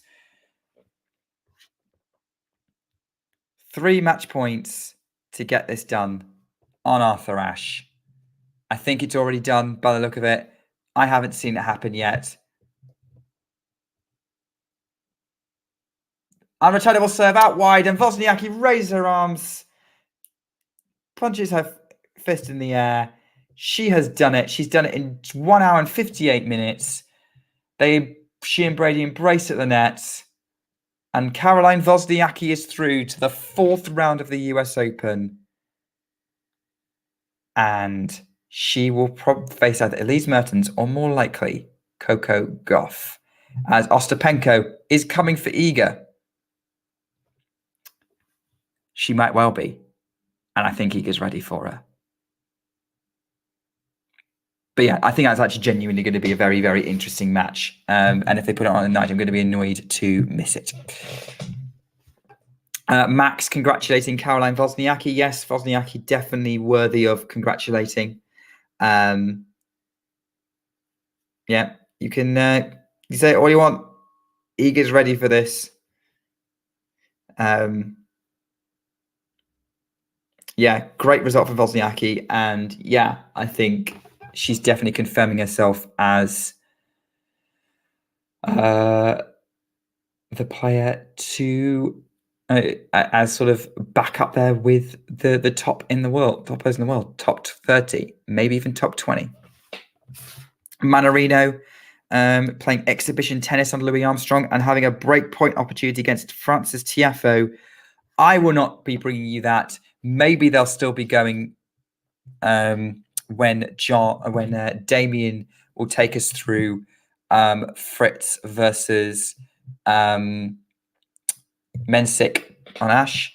But I think my voice is giving out. I'm going to leave it there. Caroline Wozniacki is having her on-court interview. It's been an absolute blast being with you guys. I've loved watching this match with you, even though some of you probably hate watching it. But thank you so much for your company. I really enjoyed this match. I hope you did too. So stay cool, guys, and keep talking tennis. Take care.